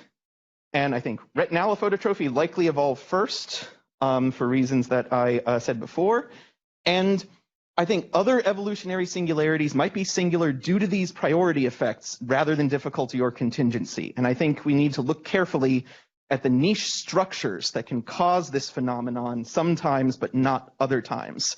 And I think eukaryogenesis, origin of genetic code, origin of life are all prime candidates. I have thoughts on how there might actually be little bits of evidence of other things approaching the complex cell architecture of eukaryogenesis, which I would love to talk to people later. And I have ideas. So, and this has even inspired some lab work. I'm now putting rhodopsins into yeast and studying how it's affecting the evolution of their multicellularity. It turns out there's interesting experimental stuff to be done with this too. So I'd like to thank you all for your attention.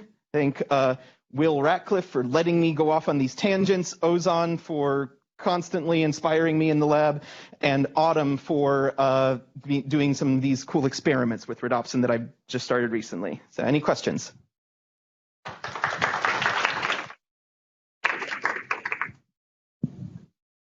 Thanks, Tony. That was really exciting, and thank you. Beautiful talk. I have a question about the retinal allotrophs coming first. Don't you need chlorophyll first in order to make oxygen because retinol requires oxygen to be made? Retinal does need oxygen to be made. Thing is, I don't think that necessarily tells you anything because you also have chlorophyll getting made with oxygen in a lot of organisms today. And secondly, today in this oxygen-soaked world, the retinal organisms, they do a lot better in bright light. Is there a place on Earth that has bright light that doesn't have oxygen today? So, yeah. Yeah, well, you want me to but yeah, we'll talk. Yeah, we talk about that. Yeah, yeah. Yeah, and so if the other thing is though, a pathway that uses oxygen to make this is going to be a lot shorter and simpler than a pathway that doesn't. So if you consider the synthesis machinery for the pigment as part of the machinery, you also get a major advantage if you can cut down on that synthesis machinery. So, but on the and for point 3, I don't know that anyone would recognize a non-oxygen using pathway to make that if they saw it. Like they've characterized the oxygen using pathway. You might just see, oh, this thing has a rhodopsin, but it doesn't have a synthesis pathway. Are we sure that we have not actually seen that? So between all these things, I'm not sure it says that much. So, Tony, it seems like the really important aspect of determining how many origins of a major transition is its ability to spread and fill an ecological niche. Uh-huh. Is there any way that you can sort of suss that out? How quickly can it spread, or did it spread, that would allow you to sort of test this hypothesis? So, like, is there a way to look back into the history of a particular major innovation and see how quickly it's spread? Well, in particular, this one, is there any way to determine from existing, geological evidence or genomic evidence how how quickly it did spread in its ecological niche? Let's see. You might make an argument about like stem lengths, about like with like stem groups and crown groups. Like there's the crown group, which is everything that's around today and its common ancestor, and then there's the stem where it was still doing something like today, but then only one thing appears, because none of these innovations are a single step. There's lots and lots of steps, and presumably you're on the stem as you're approaching the trade-off, and then once you're on the trade-off, you start having diversity that remains around today. So you could I suppose you might be able to make an argument about like how big are those stems, how much had to happen along that path, and how quickly did it have to go there? So like that's more about the speed with which you approach it. But I think I've thought about like major innovations like eukaryogenesis, where you have this enormously long stem with so many things happening along it, and lots of people like to say that it had to take a long time. I'm not so sure. Evolution can happen fast, especially when there's major selective advantages. But yeah, I think that's how I would think about approaching it. Looking at the stems and when the stems had to happen and what had to happen in the stems. Great, and then one last question. Thanks so much.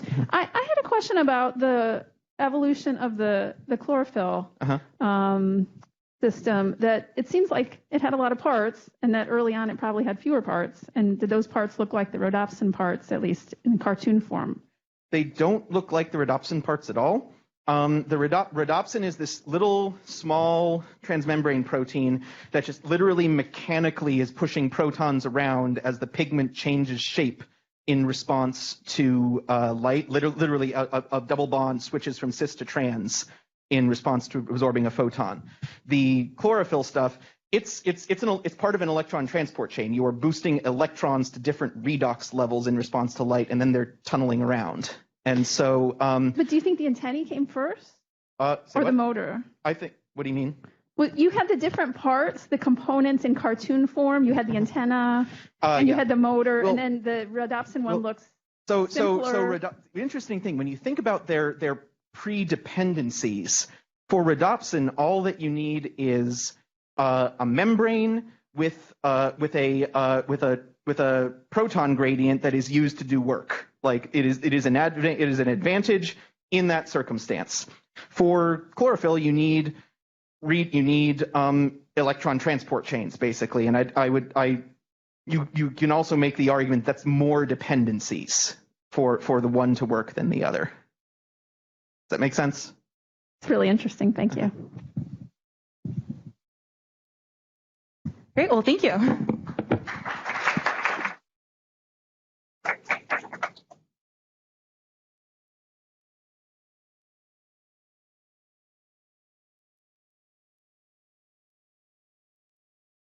And now I have the honor of turning this over to Professor Jen Glass and Professor Francis Rivera Hernandez.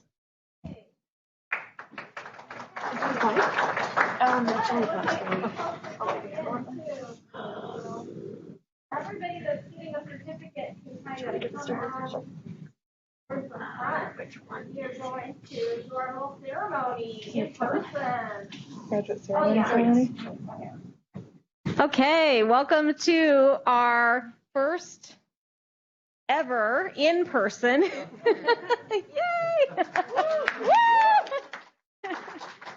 Astrobiology certificate ceremony. So if everybody that's getting a certificate can come on, well, I'll call you up. We'll call you up.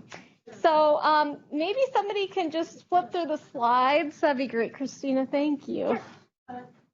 So yes, so we're just gonna go through the slides and alternate. Okay, so our first recipient is Alex Sessa. Congratulations. I think a lot of people probably aren't here. That's okay. Yeah, our second recipient is Riley Brennan. Riley. Okay. All right. We have a lot of people, so. We have 17, yeah. Yeah. Our recipient, I think, is here, Zijen Lee. Woo! Congratulations. Yes, and you should stay up here. We're going to get a picture. We'll do like an elbow bump from now. Hey. The next recipient is Peng Xiao Yu.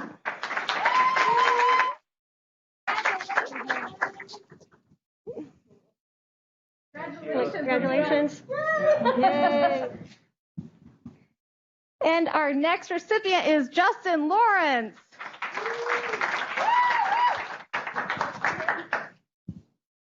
Next up, Maria Granada.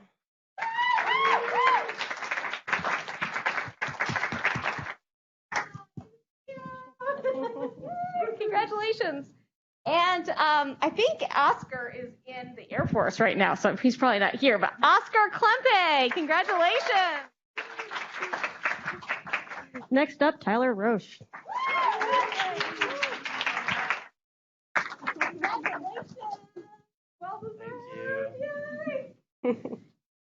And next up is Katie Cube, who's I think is online. Congratulations. She just... Next up, Rebecca Goop-Butler.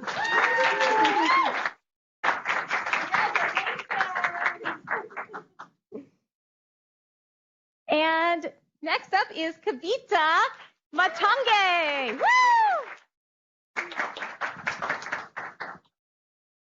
Right.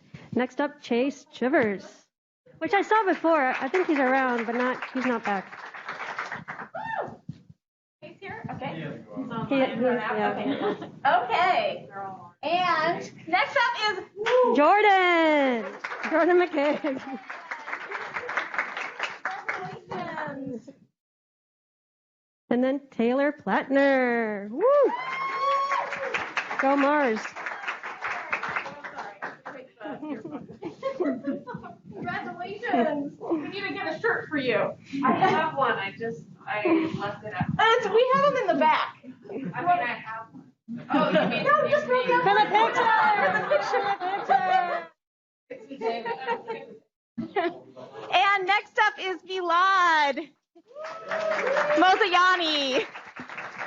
Hey, good to see you in person. You too, yeah. Good. Congratulations. Thank you.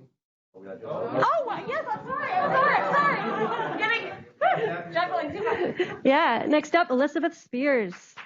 Woo! Congratulations. She's online.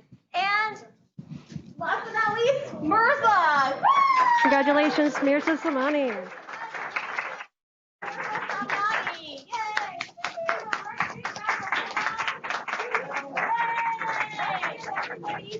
Actually, can we do the next one more? Yay! Maybe we could do everybody like. Thank you.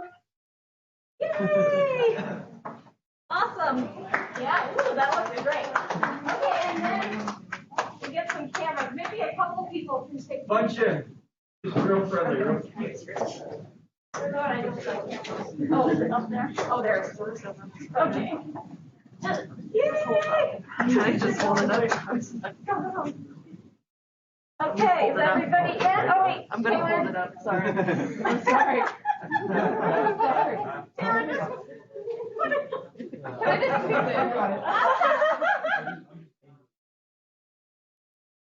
Well, hold it back and then we can see the on the back. Maybe. There we go. Okay, 1, 2, 3. Astrobiology. Let me give it a cheese. Yay! Thank you all. One more round of applause.